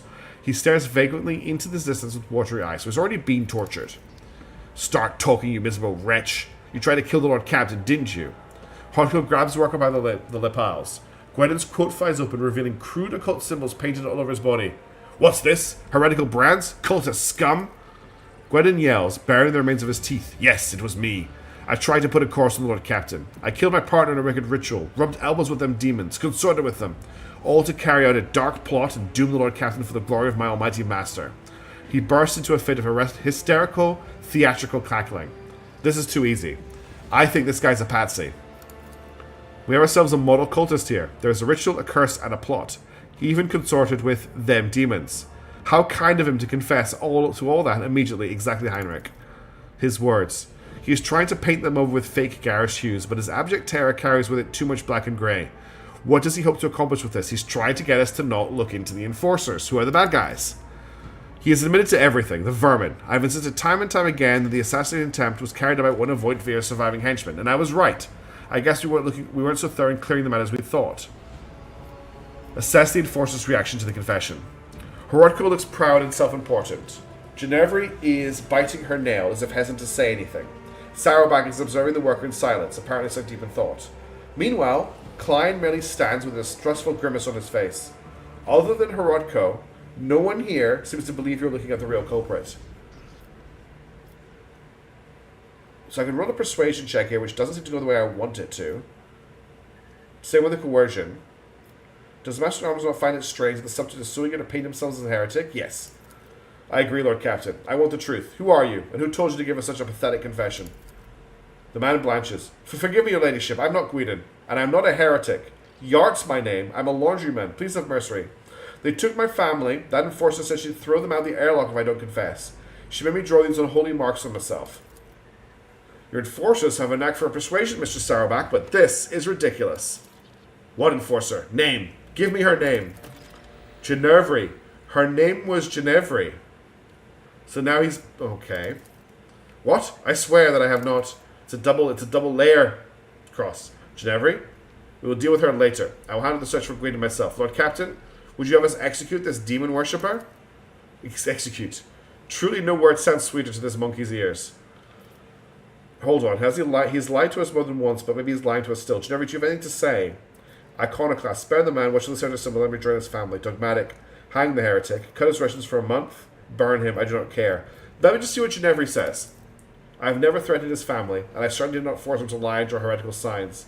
I barely even remember his face. I may have interrogated him beforehand, but it was someone else who put him up to this. Yet he knows your name and pointed you out right away. Do you not find that funny? And do you not find it funny that your head is always up your arse, Hardco? It's obvious that someone framed her. Ceases bickering. Lord Captain, what we have here is a liar and a well-coached one of that. He will never confess on his own. What do you suggest we do? We need to change our approach. Bandage his wounds and give him food. Talk to him gently and with kindness. Pensively take an appetizer. Faith changes people. Take a book of Psalms and read it to him until he confesses. I'm going to try bandaging his wounds. Should we also grant him a pleasure palace in the Spire of Dragonis while we are at it? Lord Captain, I doubt you'll get the result you desire. We will do everything in our power.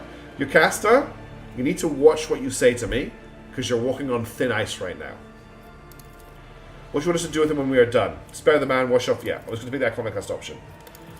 This is no cause for alarm, Captain. This conspirator may have been a fake, but is now in a matter of time before we find the real culprit. We have the pipe warden's names and identification numbers, and we know which clan they are from. We will keep pressing the riffraff until either the culprit confesses or someone turns them in. I will handle this. Please enjoy your meal in the interim, Lord Captain. The scoundrel will appear before us soon enough. Okay? So I still think the enforcers are corrupt here.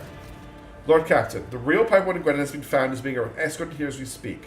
Are there any remaining questions you wish to address before we hear from him? You can start by reporting on the results of the additional investigative efforts. Absolutely. Sorry, I just have a drink. This guy gives you a dry throat. The interrogation of the detainee Yart had to be suspended. He seems to have gone mad. He just keeps mumbling that it was Ginevra who set him up to lie, and that he must therefore be set free. I doubt we'll get anything further out of him, be it with cruelty, kindness, or holy prayer. This concludes my report. Someone attempted to mislead our investigation. We cannot let this go without consequences. Undoubtedly. We will agree with the iconoclast option. Yeah, thanks, Kakara. Let's go over the facts we have on this. Let's go over the facts we have on this sabotage and compile them. The body of the deceased was mutilated after death.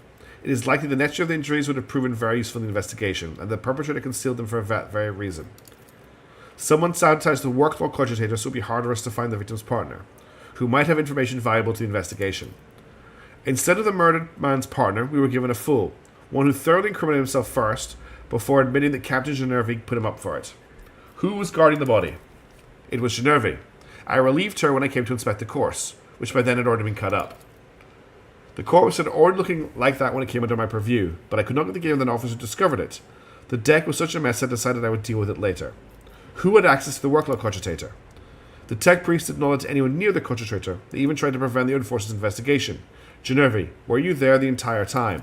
Yes, ma'am, since the start of the watch. I went there right after I handed the body over to Klein. The only time I stepped away was to retrieve the data slate from my quarters. I left a watchman, but he went missing. Most likely, one of the officers did not realize he was on duty and sent him off on some errand. But I was only gone for a few minutes. Very convenient. A missing sentry. A data slate misplaced against regulations. I don't understand how I could have forgotten it. I always check my gear when I go on duty. One of the Inferni complained that an enforcer had taken away his pass to the room with the Master Cogitator, and it was a man. Then it wasn't her. Just one of her accomplices. Will you give us a name, Genervi? Shut your mouth, Rodko. Nothing has been proven yet. Suspect Yart claims you coerced him into lying about himself, Genervi. What do you have to say about that? I may have conducted this preliminary interrogation, like so many others. Rodko requested my assistance because of my experience in dealing with the rabble. But I swear that there is no truth to these accusations against me. I've never threatened his family, and I certainly did not force him to lie and draw heretical signs. I barely even remember his face. I may have interrogated him beforehand, but it was someone else who put him up to this. The transcript says you conducted Yar's interrogation alone. Why is that? Because I can handle a single laundryman. Captain Genervi, all evidence points to you. You are charged with sabotage and consequently sentenced to death. Or I can hand it over to Sarabak. I don't like either of these options. I don't think it's Genervi. I think Genervi's been set up. But I can't prove it. I don't want to pick either of these.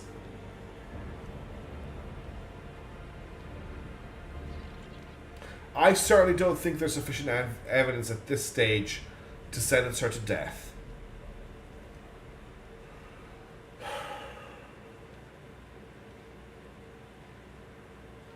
I guess the only option then is to hand it over to Sarabak. But then, am I just deferring off the decision to a subordinate when I should be taking the leadership of making the decision myself? But I don't believe that the evidence points towards her being the baddie here. Not that I have another suspect.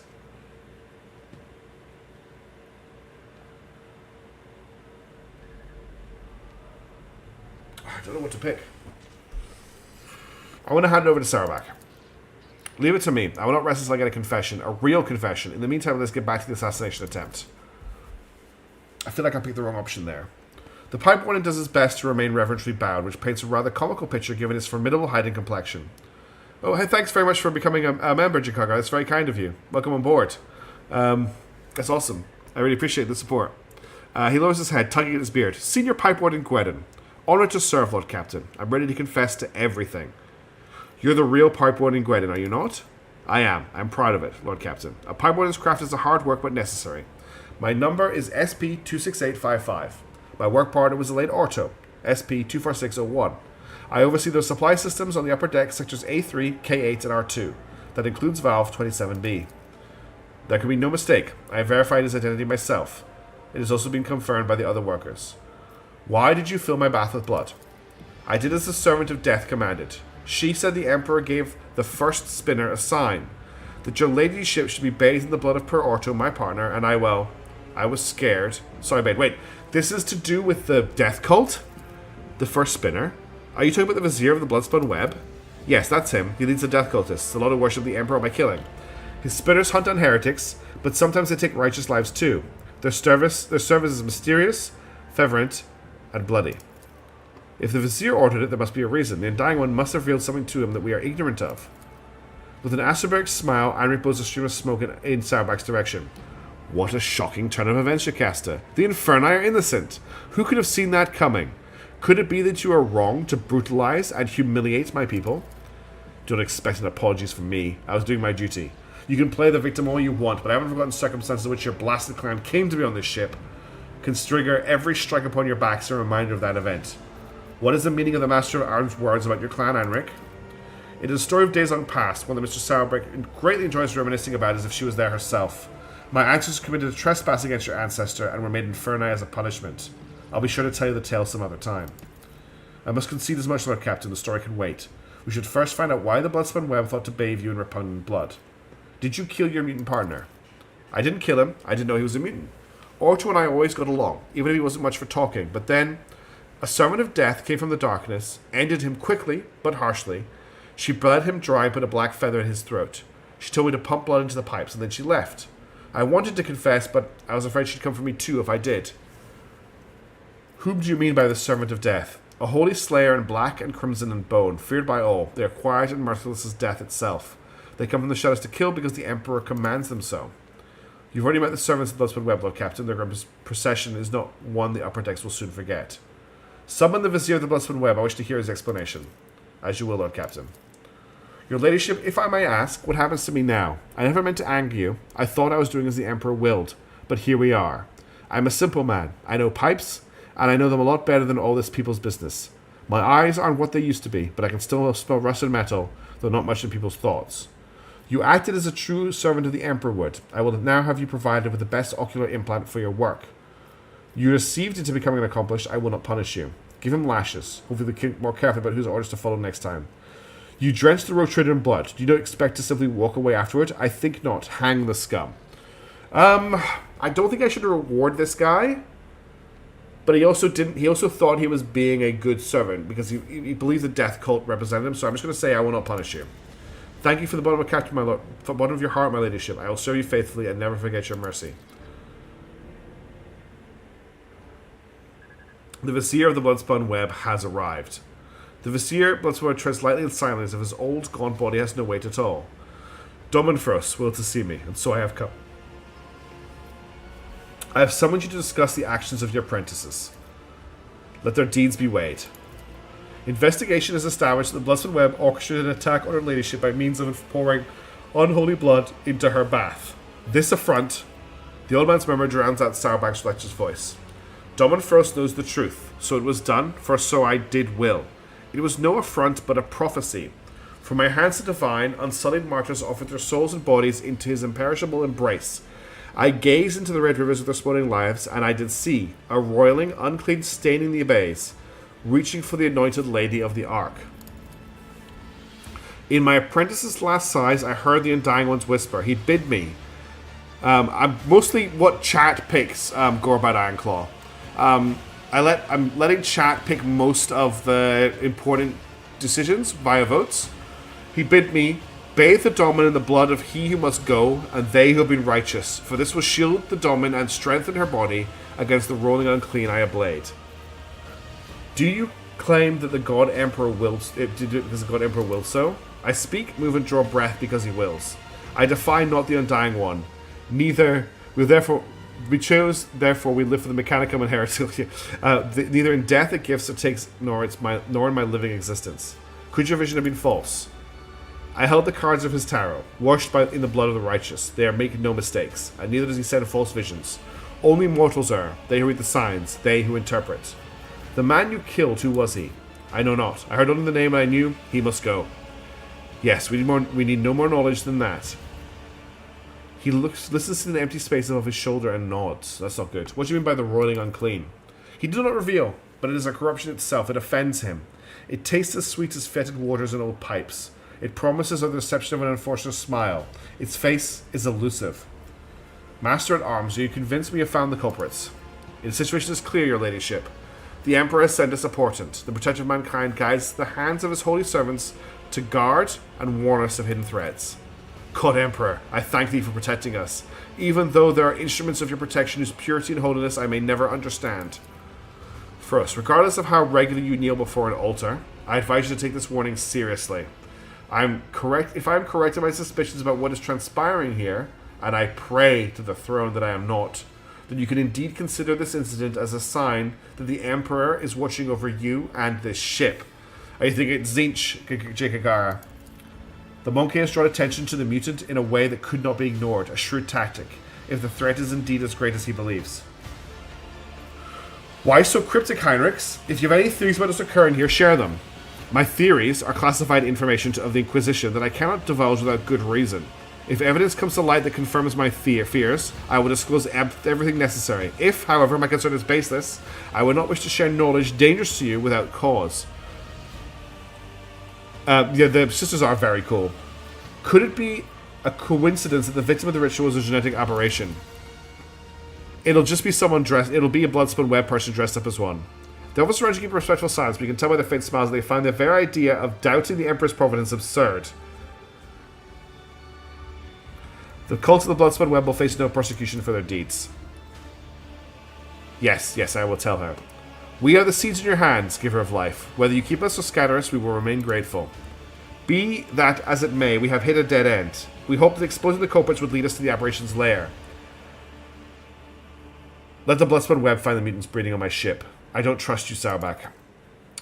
But no spinner or brave war for the dominant circle can find the roots of the unclean, for it can appear as human and act as human. Only its thoughts betray its vile nature. Only its thoughts are never human. Weiss. It is unclean's thoughts we need to find? Very well, let Weiss find them. He knows how, no matter how badly he wishes that the rest of us forget about it. Wait, are we letting cults go free now? We really are heretical in this one. It is a super imperial cult. Death cults for the Imperium are like super loyal. Vanna Zachary is a fearsome hunter. When he hunts the flagship whales, when he thinks my teeth crack and I can feel pain as if I am young again. But his power is great indeed. He can hunt down our pain. How can the choir master of the astropaths be of use to us? The esteemed Zachary Weiss can perform the ritual of thought reading. This practice lets him do a cursory examination of minds of thousands of people in search of certain individuals. A ritual as rare as it is dangerous. And only someone as versed as Master Weiss can accomplish such a feat. Has Weiss done something like this before? Once. Lady Theodora made use of his service to expose spies on board, who apparently been in the employ of Lord Inquisitor Calcazar. We're talking fanatically, zealously loyal to the Emperor loyal. These are super Emperor worshipping cultists. As far as I know, the Inquisition's involvement in the matter was never proven. Spreading dubious rumors is a precarious habit you would do well to abstain from. What is it, Iceman? Are you worried we might take a peek inside your own dark thoughts? Well, don't be. We already know we can't trust you. Correct me if I'm wrong, but it seems that not everyone here is eager to leave this matter to Master Weiss. Yeah. I would say the one least eager will be Master Weiss himself. Last time, his efforts caused some severe warp manifestations. The ritual truly is perilous. We're going to have to fight some demons, folks. Not to put too fine a point on it, Weiss did destroy the ship back then. Incidentally, he had given us multiple warnings that it could happen. Lady Theodora ignored him, and we reaped the results. Why do I fear? I get the feelings that I know what will happen next. I didn't see the ritual. Weiss kicked me out. But the echoes of it reached the decks that were enough to scare me shitless. Weiss is a mighty old grox, but his head is a mess. And I mean the bad kind of mess, the astropathic kind. I say we think twice before we risk having whatever lives inside his head crawl out. Okay. Better get the boots of Mike Demon ass kicking on, yes. Faction in Imperium is like, we hate you all, but we loyal to the Emperor. Yes, that's a good way to put it. I don't think getting Adira to do it is the right play. This guy's an astropathic master.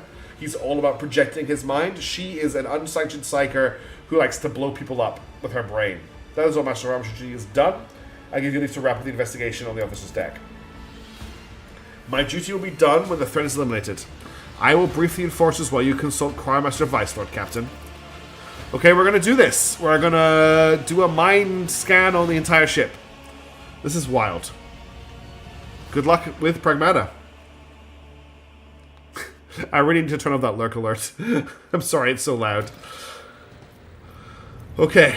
I might as well just go straight to Weiss. Is he on the bridge? I can't remember. Factorum, Jocasta, Cogitator, Coronis Expanse, Fornius, Voxmaster, Einrich, Raver. He's not on the bridge, so I'm going to have to go to the astropathic section of the ship, I believe. I will do a quick save as well, because that was a lot of talking. That was a lot of talking just there. He would be in the astropathic chapel. And we'll take the same team for now. I might actually be able to equip Yerlet with the armor I want to equip her with.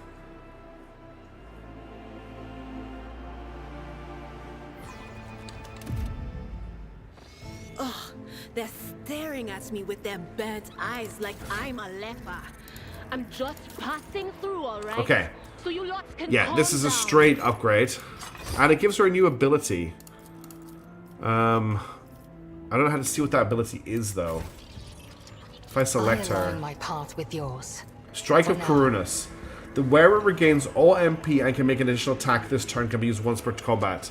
That's pretty good. Yeah, I don't mind having all of the talking. It's just knowing that it's going to happen. I'm going to see this guy's repair kit from while he's working on it. Let us not dawdle. Alright, let's just go. I love that he's playing a giant, oh, what's this called? It's not an accordion. It is a... I can't remember the name for what it is called. You get them in churches. Organ. It is a giant organ. That is such a gorgeous prop. Oh, I love, this is just so cool.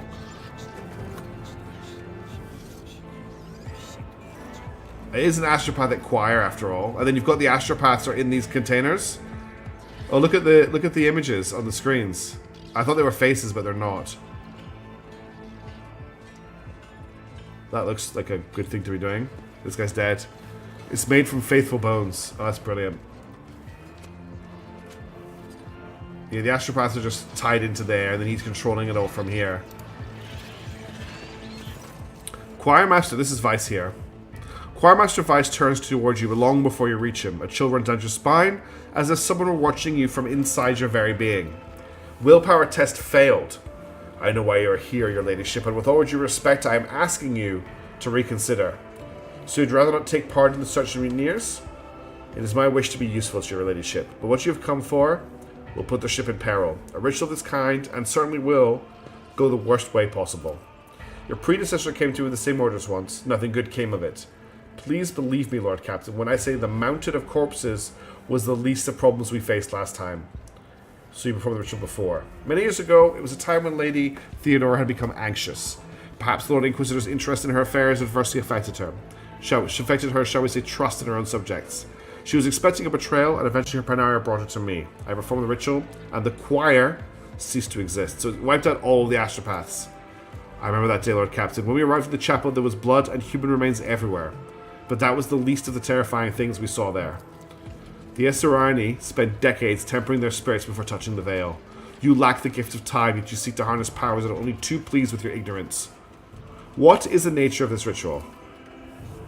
It takes the entire choir's power to invade such a prodigious number of minds at once. I weave their voices into a chord and steer it into the murky sea of other people's souls. Together, we read tens of thousands of thoughts, emotions, and intents, looking for the thing we are after, the seed of corruption you're interested in. Why are you so worried?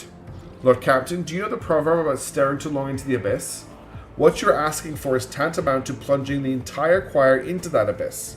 A ritual like that will require incredible focus from each of its participants. It will take a single careless thought, a single glance in the wrong direction, for the way back to be lost. Human minds fusing into one another, vitrified organs inside still living bodies, perverse fantasies manifesting in the flesh. Nothing will stop the horrors of the warp from spreading all over the ship in the blink of an eye. And even if I agreed, it would be impossible. I would need a second, powerful telepath as a defender to shield my mind. The last time, my best apprentice, Adeline, did that, but she is no longer with us. She was exceptionally talented, rivaling even myself. Now I know only one psyker in the entire expanse who is her equal, but she is bound to the service of one of House Winterscale's planetary governess, and therefore unavailable to us, which makes her dangerous enterprise an impossibility. How bad was it? Worse than you can imagine, your ladyship. It only took a fraction of a second, lingering inside another mind for one of the astropaths to lose control of their own. The affliction spread down the chain like fire. No one was spared. The minds of my charges could not withstand the tension. Their consciousness was caught in a vortex of alien thoughts. The fortunate ones died at once. As for the rest, Argenta makes the sign of the Aquila. Protect the souls of the stricken and take them under your wing, and your faithful servants may find peace. The important thing I'm interested to know is, was the ritual successful last time? That would never happen, no Pango. I did find it, but the price. Yes. Lady Theodora got the name she wanted, but was it worth it? The tragedy has remained a secret hidden within the chapel, but we were a hair's breadth away from becoming an epitaph inscribed on the ship's remains. It is fair to say my predecessor was being herself there. Please, Lord Captain, learn from your mistakes instead of committing your own. How did you survive? I managed to send out a call for help. I did my best to contain the phantoms on my own before Lady Theodora arrived. I was the only survivor out of the entire choir. Her ladyship allowed me to spend a month in a secluded cell upon whose floor and walls I drew the most powerful primitive hexagrams I knew. I was crushed, I was broken, and worst of all, I was afraid. Afraid of meeting the same fate as Adeline and my other apprentices. An astropath must never be afraid, your ladyship. One who yields to fear dies and dooms those around him. How did you replenish the choir? Lady Theodora bombarded the Adaptus Administrator for months with requests to provide a new astropathic choir. In the end, new voices did fill the chapel. They were never told what happened to the previous choir, but they have inklings. And I pray to the God Emperor they never find out the details of the tragedy. I see. That is the harsh truth, your ladyship. We can find a psyker who can help me perform it. I am reluctant to risk my life in this ritual. And who is it?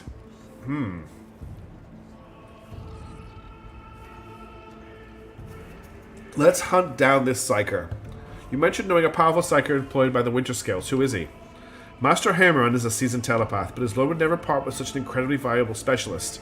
A sizable amount of money will be necessary to organize his escape. I will hire professionals to set up his escape. Send a message to whoever ought to know. We will find a more honorable way. That means we'll have to cancel the ritual.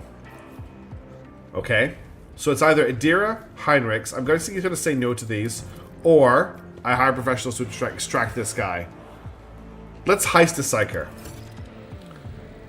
Wait for the psyker to arrive. As you please, Master Harmon will welcome the news of his forthcoming release. His present lord is quite unpleasant. I will report back once he's been brought aboard. We lost 3 profit factor for that, which does suck. But at least I'm not going to lose Heinrich or Adira when we do this ritual. Okay, let's jump to another system and see what we're doing. I think we've done everything we can here for the moment. I want to go to the bridge. I'm starting to get quite...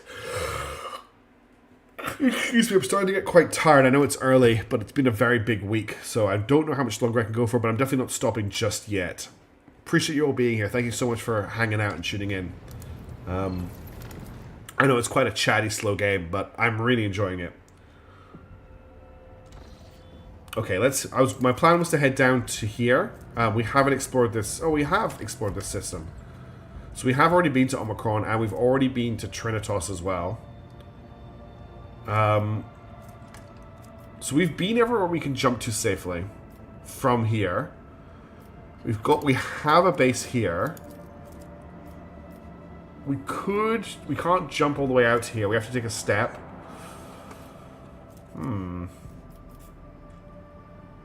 Bit of a dead end, honestly. I could jump all the way north, but I feel like that isn't a safe place to jump to.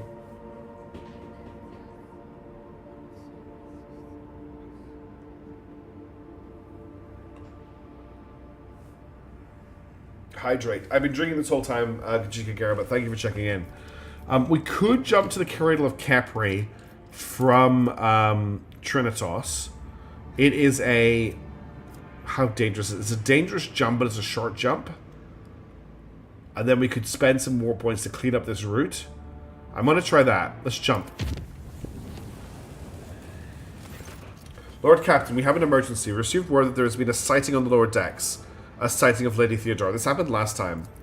The messages received are incomplete and vague, little more than yelling and hysterical claims. There are reports of casualties and unrest. The compartment in question has already been sealed off, but I thought you might want to look into what's going on for yourself. The situation is delicate, and what is especially disturbing, there are mentions of Adira Talas being present in the scene. I'll deal with it personally. I need the location. Right away. Okay, we'll send the team that we've got here, and I'm not taking Cassia. We'll actually... Oh, okay, Deer has left, which is why Cassia has been added. I guess we'll take Cassia.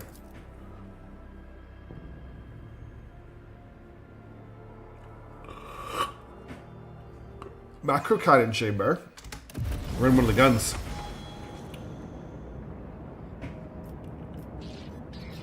Okay, where's my team? Okay, we're over here. Need to quickly level Cassia up. So she gains Orchestrated Firestorm, which is fine. She gets +1 AP, and we'll give her a bonus to her willpower. Okay. Okay, we've got some warp stuff going on here. Let's save. I'm not going to try and use this thing because I'm going to go tech use of 45%. There's also what's over here. Because you're just ready to display reports on the screens. Okay. I guess we just move forward. That does appear to be Theodora. And who now deigns to grace us with their presence? Another gaggle of heretics and traitors thirsting to get their due for what they've done? Or is it the leader herself who's finally grown tired of hiding behind others? Theodora von Valencius is before you, and she looks grotesque. A hole yawns wide in her chest. Rusted hooks protrude from beneath her skin, and a lumpen, inflamed scar cuts across her throat. The figure flickers, as though dropping in and out of reality. She looks at you with whitish eyes of a corpse and smiles venomously. Rogue traitor, we meet at last. I've grown tired of waiting for you to pay me a visit. Theodora's look is praising, and her mocking tone turns one to state. Indeed, centuries of selfless toil and effort, and everything I left behind has gone to this non-entity. Warp illusion, be gone! Argentum, my dear, there's no need to make such a fuss. Why don't we sit down over a cup of recaf like we used to? I'll listen to the rapturous tales of sacred relics, portents, and your special path. You must have been so lonely without me here. No one else is willing to listen to your ravings, or I'll be with your childish treasure hunt. Theodora. Abelard's face turns sickly pale. Thrown spares from the cursed apparitions of the archenemy. Is that what you're truly paying for? I can hear how fast your heart is pounding, Weisstein. I think deep down you hope this apparition never ends. You are not dumb, Theodora. Kimball's eyes blaze with fury. The Undying One does not relinquish the souls that come to him. Such is the absolute truth. You are a thief of names. Foolish child. Your world is limited to darkness of the lower decks and the words of your vizier. You know nothing of truth or death. You don't know the first thing about yourself. I'm going to say we've already met. Of course, girl, for it is I who gave you the order to bring me... Or it was I who gave the order to bring you to my ship. Oh, how I rue this decision now, and how I regret heeding the advice of my seneschal. How can this be? It is the same vision as on the officer's deck, yet it is entirely different. Why does it not remember the meeting? And why does it remember what the real Lady Theodora did?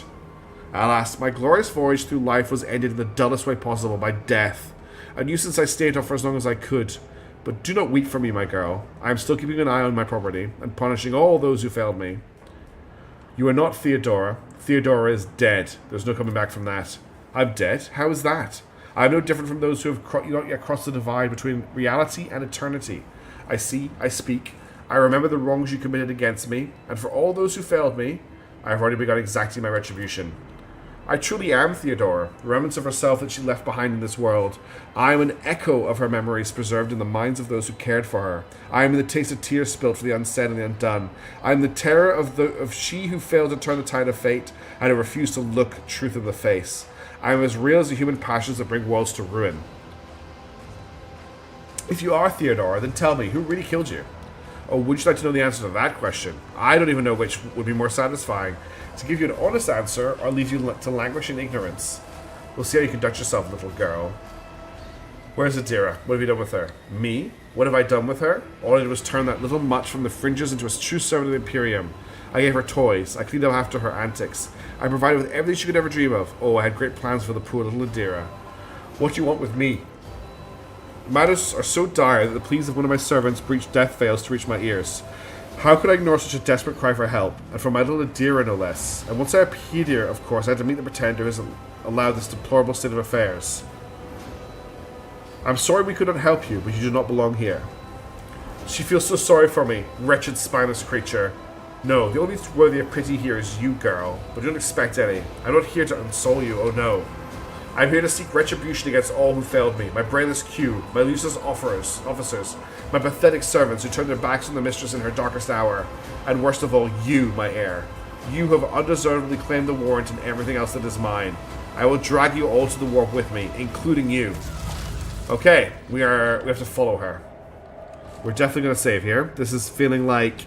I'm feeling like a changer of ways encounter, which I don't think we are capable of dealing with. Oh, the lines of screen look fuzzy. For a simple monkey. The people's remains have been hideously mutilated. The flesh seems to have melted at the edges of the okay, it could also be a Nurgle demon. But this feels very Zinchian to me. Oh, so this is the shells those macro cannons are firing. This is one of them. What have you found, my friend? We found some goods back here. Just some stuff to sell. What's this? The water's lining is dented as though someone tried to break their way out. Labored started growls and punic rattling comes from beneath the casing. Okay, there's a worker down here. Multiple workers. They're going to turn on us, aren't they? Theodora's up here. Where is she? I clearly remember her being around here somewhere.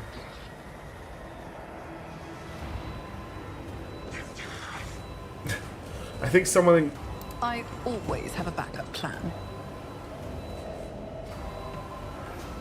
Ah, there you are, my little coward. Why would you look at your captain, Theodora? There's blood all over the walls. You see it?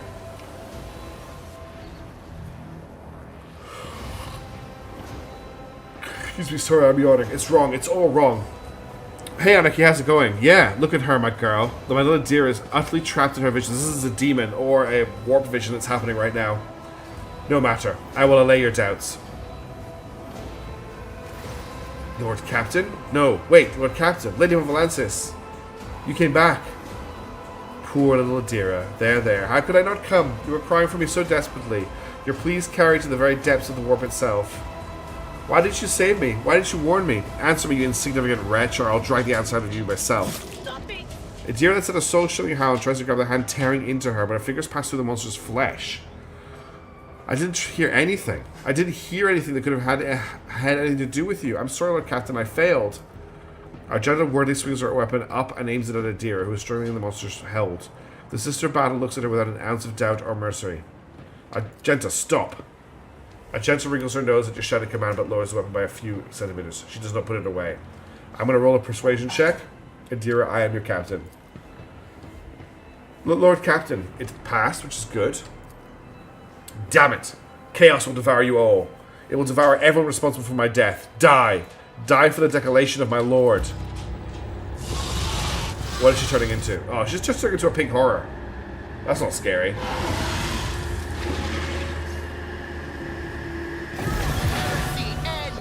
Alright, we've got a bunch of mutated workers who have mental manipulation and some knives. And we have 2 blue horrors and 1 pink horror. So pink, they're called warp beasts here, but I'm pretty sure. Okay. These are, so okay, this is not a pink horror, this is a warp beast. These are blue horrors. But they're not pink horrors, so we don't have to worry about them splitting after they die. Does anyone find ironic people playing pirated copies of Rogue Trader? Do people play pirated? Well, I understand why people would do it. This is not a pirated copy, but I'm sure people do. We also have stacks of... What's this wiggly thing? Oh, it's just chat. Do we have a Gellerford breach here? Because Chaos Invasion is rigged up. I think it's just the ship is that... It's because we did a dangerous jump. Okay, we do get to position everybody. I'm going to put myself in cover here. Here, maybe. With chat. I want chat here. Maybe here. Abelard's going to have to deal with this thing in close combat, so I'm going to send him up here. Argenta, I probably want to get her to deal with a chaff to start with, so I'm going to put her in cover here. Then we've got our sniper. Let's set her up on a sniper nest here, although I don't think she has any line of sight in this fight from that position. So I might just put her in cover here to start with because of these 2. Kibala can start cutting these guys up as soon as possible. And Cassia, probably get her on the pink horror, if I'm being honest. Alright, I'm going to start the battle. Let's go. Yeah, I know there's a red barrel there, but I'm hoping there's not too many ranged attacks here. Dog, this is not a good time to be barking.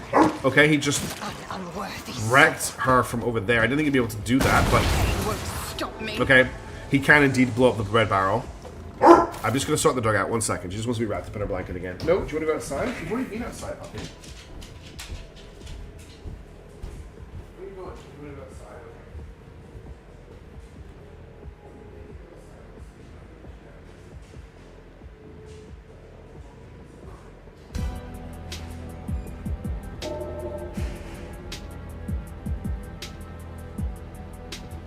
I didn't expect the pink horror to be able to do that on its first turn. That was pretty nasty. Another tactical boss. I'm ready to play though, and the Bond music is still playing. No, the Bond music has finished. Okay. Tactical pause will disappear in a second. I'm just going to take it off the screen if I can find out where it is. It's here. Oh god, I need to pay attention to what's happening, but I want to get rid of this tactical pause thing. There. Okay, this is... We're not taking too much damage yet, but we are getting swarmed. Okay, Argenta's up first. I might just open up with the pink horror, if I'm being completely honest, and try and take it out. If I put Argenta here, she has shots on it, but then she's going to shoot through to Abelard, which isn't good. I could bring her to here. She'll stay outside of its thing, and she can shoot down at this angle, maybe hit the other blue horror as well, but there's a chance she hits Cassia. Or I put her out here and I just shoot at these guys who are coming up the other way. But I think I just want to unload on it, if I'm being honest. Blessed currency, thank you. It is a funny idea. I could also just put her in the middle here, open up on this, and then just hopefully we deal with the two. They're called workers. Oh, yeah, the two blue horrors. I just want to make sure she doesn't hit anyone with friendly fire. I think I'm going to put her in the dangerous position. I'm going to put her in the middle here. We're going to pop a rapid fire. We're going to pop a furious recital. And we're going to give it a massive burst straight at point blank range. It has a lot of defense. Okay, we've got a few hits in. Because I'm doing a big turn this, I'm going to run and gun. And I'm going to go again with another burst fire. As the Emperor commands, I act. Okay, that's everything she can do this turn. She's also wounded. We'll try and heal that up if we can. Okay, he's coming in on my... That was nasty. That's Kibble. That's Kibble's job. Alright, Kibbs, we need you to kill these guys. Now, I need to make sure I'm using the right abilities here. Blood Oath. If he kills them, next attack will deal can't be dodged or parried. This attack kills the target. The blade gets 13 wounds and gains +1 AP. So I want that to fire. She's probably not going to... She could probably kill this guy in one hit. Let's Blood Oath this guy. And then we'll do a standard attack against him. That's not going to kill him. So I'm going to instead Death from Above into these two. Now she could probably kill him. Not quite. Let's do a blade dance then. Okay, I want you to kill the other guy, thank you. Not enough to kill him, but now we can stab him. Okay, and that gets us more AP, hopefully. I think I might have messed that up slightly. Let's jump her to here. Has she got anything else? She's got another jump. So I can activate Blood Oath again, and then do a jump. As honor ordained. Oh, okay, I killed her with Blood Oath. That was stupid. I'm definitely tired.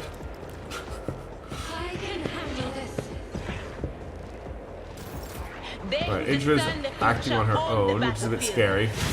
That's the worst thing Idra could have done. Because now I can't shoot the thing. Because Idra's in close combat. Okay, she forewarned Argenta, at least that's something.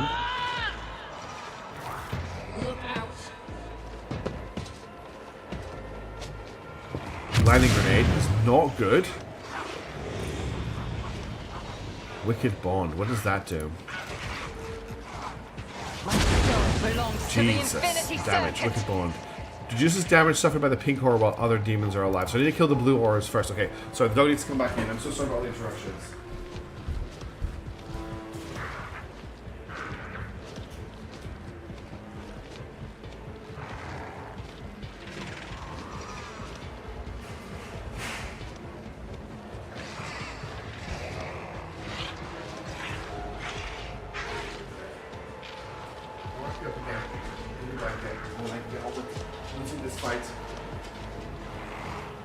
Alright, now we can lock in. I'm definitely pretty tired here, but we'll see what we can do. So we've got Cassia. Cassia has Lilith's Stare. All creatures in a cone in front, so she can cone these two. She's got Held on My Gaze. She does 53 damage to an enemy. That enemy has will for a test to become immobilized. She has Glimpse of Fate. Target gets plus 35% increased hit chance for the next attack. Dodge the next dodge test and chance of success for next resistance. That's a really nice buff for free. She also has a sign objective. Marks the enemy. If the enemy is killed by one of their allies before the beginning of their next turn, they gain a ton of momentum. Okay, I'm going to give Glimpse of Fate. Who's next to act? It's Argenta is next to act. So I'm going to give some fate to Argenta. Then I'm going to give Argenta a free attack. Me? If you insist, Lord. And I'm going to... I've got a free reload, so we'll take the free reload. Oh, what? He's standing next to us? Okay, I can't actually do that. That sucks. I think I need to restart this fight. I think I was too tired going into it, and I'm gonna roll back to the start of the fight because this is just a massive mess already, and I'd rather do this properly.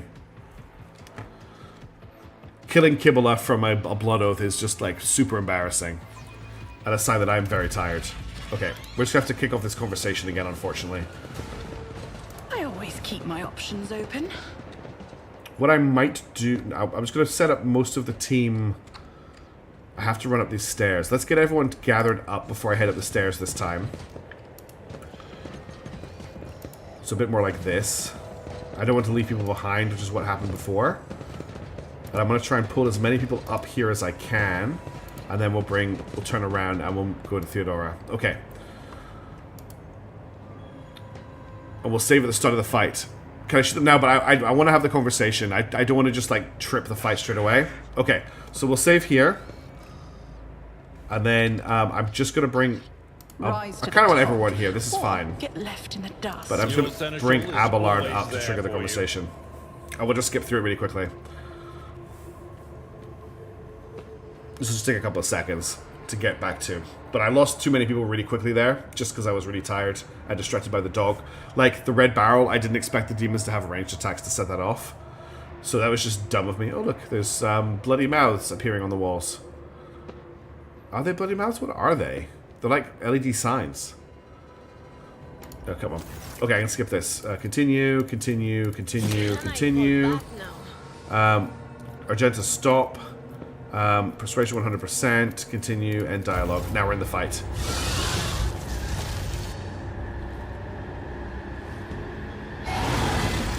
Okay, so we need to kill the blue horrors pretty quickly. Because they will bond with the pink horror very fast. Okay, let's set people up a little bit better this time. I'm going to put Yerlit in cover here. We're going to put Argenta in cover here. We're going to have Abelard holding this gap. It has to come through this gap. We're going to put Chat... I would put me in cover next to Yerlit. Then I want Chat to float somewhere... Well, actually, I want Chat where Kibula is. I'm going to put Kibula in cover here. She's going to deal with these guys in the back. We'll put Cassia in cover here. And we'll have Chat here to cover as many people as possible. That's, I think, a much better setup. Dog, you need to go to sleep. It's like midnight. Why do you keep getting up? I'm going to save the game. And we're going to start the battle. Good start, Theodora. Okay, took a little bit of damage there, but nowhere near as much as we did last time. Yeah, they're using Wicked Bond right from the start. And then they're doing Zinch exploding missiles. Okay. I don't think Adira can do very much for me right here because she wants to just attack people. She did a lot of damage there, actually. That was quite good. She's forwarding on herself. Exposed weakness doesn't do much if she... Okay. Right, Yerlit's up first. I'm going to try and snipe this guy out with her, I think. First of all, we're going to activate Perfect Spot. Not your Xenos pet monkey. Then we're going to activate her free attack, which is Death Whisper. For 5 damage, which is fine. Then we're going to analyze enemies on it. I understand your intent. And then I can do a precise attack. For the next attack against an enemy affected by an exploit, that target coverage of the block will be reduced. So we're going to activate precise attack. If I must. And then I'm going to fire off a Deadeye shot. No, I don't need a Deadeye shot. I can just fire a normal shot at it. For 32 and 3. And then I'll finish up with an In My Sights. So if it's still alive at the next turn, she'll get a free attack on it. Okay, Cassie is up next. We need Cassie to do some crowd control here. What I will do is I will Glimpse of Fate Abelard to give him some buffs. Has he got a debuff on him right now? He's got Horrors of the Warp and Melting. Okay, that's not good. I don't want him to melt. I think I want to give Argenta a free attack where she is. Isn't this a job for the serfs? I will do a... Do I have enough? I don't have enough to burst fire. And, so I'm just going to... Fierce Recital. And I'm going to burst fire. I can only shoot at one of these. I can only shoot at this one, so we're just going to shoot at this one. Unfortunately, she missed with all of her shots. These things happen. Cassia still has lit the stare, and she still has held in my gaze. I think I just want to, if I lit the stare these two, that's a lot of damage. Or I can lit the stare the three down here. I am a navigator. Try to die with grace. Killed one of them and melted the others. And then I'm going to pop a assign objective on this pink horror, which gets me a bunch of stuff if we get a kill on it. I think you're too late for the Emperor to protect you, my friend. Okay, she's only blinding grenaded one person this time. That's really annoying, that attack. Argenta's taking a lot of damage from it.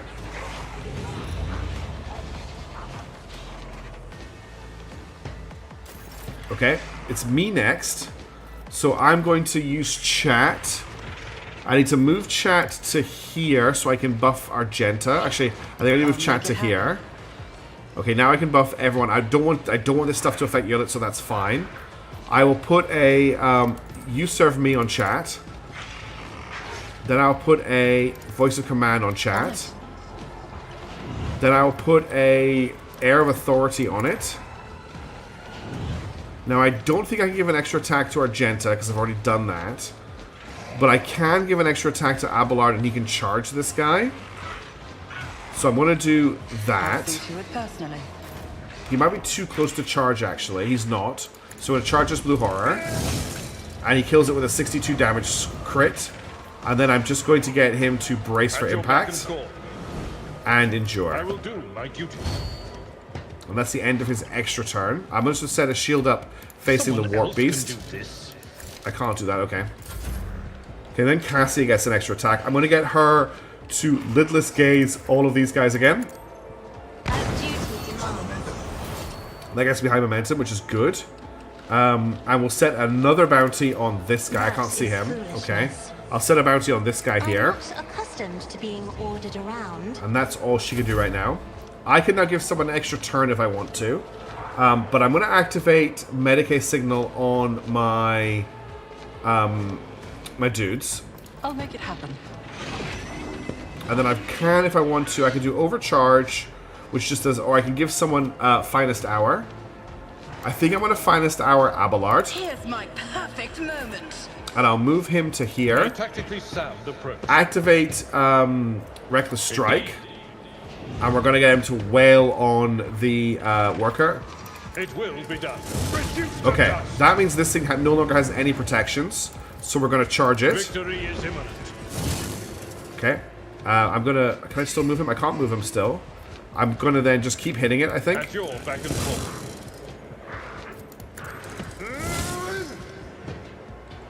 I will do my duty. Okay, I think that went pretty well. And then we'll set up a protection against it as well, facing this way.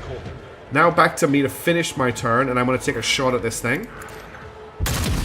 That's the wrong gun. No, that's the right... Is that the right... Did I just fire my sniper rifle like a pistol? I think I did. Okay, Kibala, you need to deal with these guys sneaking up behind you, so move to here. I'm just going to do some stabbing right now. We're not going to use any of our crazy abilities. Okay, that was your strike. Then I want you to jump to here. Trust me. And then if I get you to Dance of Death from here... I mean, I think I can afford to Blood Oath now. And then I'll dance. And that gets her wounds back and an AP back, I believe. And now she can jump to here. Trust me. And that's her turn. But I can activate... I can activate both Pain Resonance and Where It Hurts. As honor ordains. That, oh no, I should have done Where It Hurts first. But we can Pain Resonance it, and that's the end of her turn. Argenta's up again. Argenta can't shoot this without hitting Abelard. But can she shoot down at these guys here? She can't. What she can do is she can fire single shots with her bolter that will hit. So I think I'm just going to fire the single shot for now with her. I can't afford to burst fire. But that's always going to hit that shot. And then we'll run and gun. And we'll take a second shot. As the Emperor Again, that cannot miss. And then I'll end her turn by reloading the gun. No, I don't need to reload the gun. I think we're good. Let's end the turn. Abelard's up again. I'm just going to beat on this guy with Abelard. That's what Abelard does. I should have moved Abelard before I attacked, actually. That's everything he can do, so we'll just set up a shield. It's just ignoring him. I love the way it rolls when it runs. That's really cool. Okay, I don't know what it just did to her. I think it's going to turn her into a blue horror. What is this foreboding? Deer's just going to whack it. Okay, that did 77 damage. That's pretty crazy. Lots of screaming coming from Adira. Okay, we're back to our sniper girl. Look how much movement she has. It's absolutely insane. I just want to shoot this thing, I think. We will hit it up with an analyze enemies. Then I will activate precise attack. And then I'll just shoot it. I am not your And then it turns into two blue horrors because it is a pink horror. But we can now, what I'll do is I'll take a free attack on this one. And then if this one is still alive, I'll get a free attack on it. Okay, Cassia's up. Can I Lilith it without Lilith? I can't Lilith it without Lilithing my entire crew, unfortunately. So we won't do that. We will instead Glimpse of Fate on Kibala to buff her up. And then I'm probably going to, there's only like, what, one guy down here? I think I want to just hit you with a Lidless Glaze, which explodes their head. And then I think I'm going to give Argenta a free turn. And I think she can burst fire and just hit these two. Yes. So we'll activate full rapid fire and we'll burst fire at these two. Doubt is for the weak. Nice work, Argenta. Okay. The horrors are all dead. No more demons. Which is wonderful. You can give someone a finest hour right now. We've only got 2 enemies left. They are going next. Why don't you just give a finest hour to Kibala? I'll paint your death in colors. And then we'll just chop this guy up. And she, unfortunately, that's the end of her turn. But that's okay. We killed the guy we wanted to kill. You're done for the turn as well. There's just this one worker left. I don't have line of sight on it, and I don't think Kibala does either. Sorry, Argenta. I can't give Argenta a move, unfortunately. I think I'm out of line of sight of her. If I move my character to here... Don't let your guard down. I should then be able to give the move order to her, It's yeah. as good as done. And then, if I move her here, can she see this guy? She can. In battle. I'm not sure if I can give her a free attack, though. We'll find out. I'll run Abelard to here so he can do stuff on his turn. And then I will give a free attack to you. Yeah, I can't do that, unfortunately. That's annoying. I'll give you a free charge, and you can charge as close to this guy as you can, because you've got a really long charge range. So you can charge all the way to here. Victory is imminent. So for next turn, you can hit him. Cassia. If I put Cassia here, she can't see. She can't get to those. She can't really do anything to him. Let's just hold her turn. Oh, that's her extra. Okay, then I'll finish my turn. We'll finish Kibala's turn. Argenta can shoot at this person, so let's reload her gun. We'll pop a rapid fire. We'll popple a Revel and Slaughter. And then we'll open up on this guy. Faith without... And that's the end of that encounter. That wasn't too bad when I played it properly. Adira stares at it with crazed eyes while clutching the wounds at her head. Lord Captain, is it really you? Argenta trains her weapons on Adira and watches you closely. Are you alright? I don't know. It should be quiet, but in my head, the whispering's louder. It shouldn't be like that. This abomination claims that you called her. Is this true? Me? Did I? Yes, Lord Captain. I think it was me who called her. I can barely remember. The voices, my old good whispers, they suddenly turned red, sharp. They started cutting, tearing, ripping me into pieces. I cried out. I called out for help, and she came. Damn it. Why are the voices making so much noise now? Shut up. Shut up. Hey, Toasted Waffles. I was woken by a millipede. Oh, that's horrible. I'm sorry that happened. That sounds disgusting. Has anything like this ever happened to you before? Like this? Never. Well, there was something, but it was different. It wasn't as strong or as terrifying. Apparitions appeared, mechanisms malfunctioned, the crew lost their minds. But Lady Van Valencias knew about that. She said it was a small price to pay, an acceptable expense. No psyker is immune to it. But what happened here? It was just a mistake. I won't do it again. There'll be no more mistakes, Lord Captain. Argenta grits her teeth. This is not the first time this heretic has caused death to her crew. Do you remember the incident on the mid-deck, Adira? What did those honest souls ever do to deserve such a fate? To be turned into mutants and attack their own families? You are a monster, a heretic. If you have any humanity left in you, admit what you are. Shut up. Quit your preaching. You're the worst out of anyone here. Sometimes the Psyker's first manifestation leads to their death and the deaths of many others. But if a Psyker possesses inordinate willpower and discipline, they can stave off their fall for some time. Adira has been alive many years already. A laudable achievement and a stroke of incredibly good fortune. But the forces of the warp will ultimately devour any Psyker deprived of the Emperor's protection. The fact these manifestations are growing more powerful is a clear sign that the end is near. Adira making a path of the Immaterium for captains. What will the Lord Captain do now? The previous rogue trader has been seen on the ship recently. Was that your doing? Yes. I did it a couple of times when I had too much to drink. At the time I thought I heard the voice from among all the whispers in my head. The voice was so sad, so clear, I couldn't help myself. I answered. I hope I could reach her. There. Ever since she died, since I first heard the voices in my head, the whispers have gotten louder, clearer, harder to resist. You hear the warp whispering in your head and you answered? Are you insane? You don't know what it's like. The most important person in your life, who's now gone forever, suddenly starts talking to you inside your head. How could I not try to reach her? I had to. I know what you're thinking.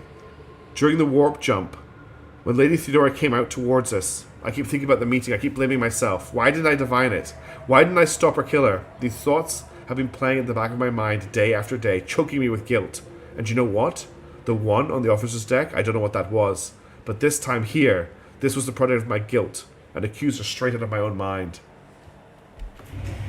So I could order her dead. I honestly don't see a way out for Adira here. If she's been getting drunk and summoning chaos, I mean, she signed her own death warrant. So what am I supposed to do with you?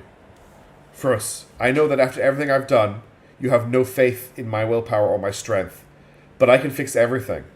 It's not just, I'm not at my best, you see. But maybe we can find a way to replace my implants or some other remedy, a better one. Lady Van Valencia said such a thing can be found, if not here, then elsewhere.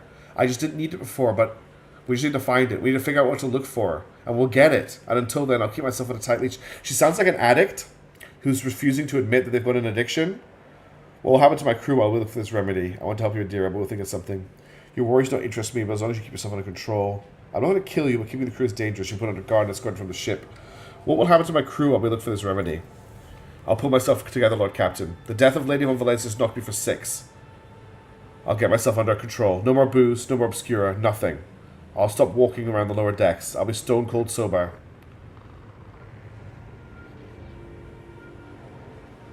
This is one of those important decisions that I was talking about to, I can't remember their name, to Gorbad Ironclaw. This is one for chat. I'm going to give you 2 options, chat. It's not the options on screen. There's literally 2 options. Do we spare her or do we kill her? Option 1 for spare. Option 2 for kill her. Vote start. 2-1. You've got 1 minute. Exclamation mark V1 to spare. Exclamation mark V2 to kill her. Your decision. You might have been a little bit too early there. No, it was fine. That's 2 for spare already. 3 for spare. Yeah, 1 to spare, 2 to kill. Everyone is voting spare so far. Hey, Pilong, thanks for choosing. That's 5 on spare already. Very fast. People like Adira. T-Rem's the only one for kill so far. Not what I expected. 30 seconds left in the vote if anyone else wants to get their vote in. If we have a group of people wanting Adira to be sacrificed here, you're going to have to get voting. Sujin Tofu thinks Adira is a danger to the crew. It's 2 votes. Contrarian strikes again.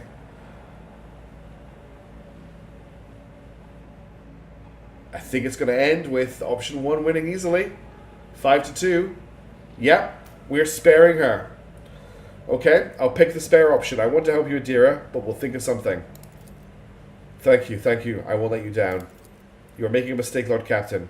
Perhaps you'll find something to slow the decline, but you won't stop it.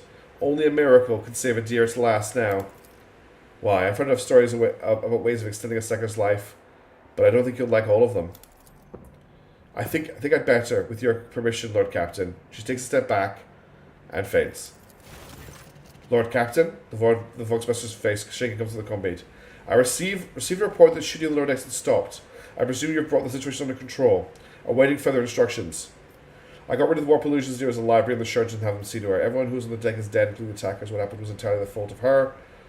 Put her out the airlock. So there's still an option to kill her, even after telling her you're going to save her. We'll obviously have to pick the top option. Of course, Lord Captain. As you command. Okay. Unfortunately, this is where I'm going to have to end the stream for tonight. We've already gone over the time I allotted with that fight being redone. It makes a great electro mage. She's a pretty good mage as she is as it is at the moment, Pillar. I've got her built pretty nicely.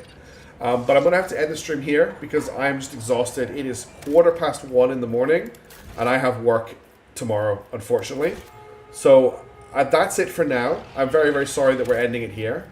Thank you everybody for tuning in tonight. It's been wonderful to have you. I really appreciate all of the input on the votes and all of the chat. I really, really like all of your support, so thank you so much. I will have more Xenonauts 2 for you tomorrow, and we'll be back with, at least there's no cliffhanger, we'll be back with Unicorn Overlord stream on Sunday as well. I'm also going to make a change to my stream times based on feedback, and I'll be starting them an hour earlier than I have been starting them, so it's a bit easier for people to join in. I'm so tired I can't even get my eyes open. Thank you so much everybody for being here. Have a wonderful day, and I'll catch you in the next stream. Until then, catch you later. Ciao for now. Bye.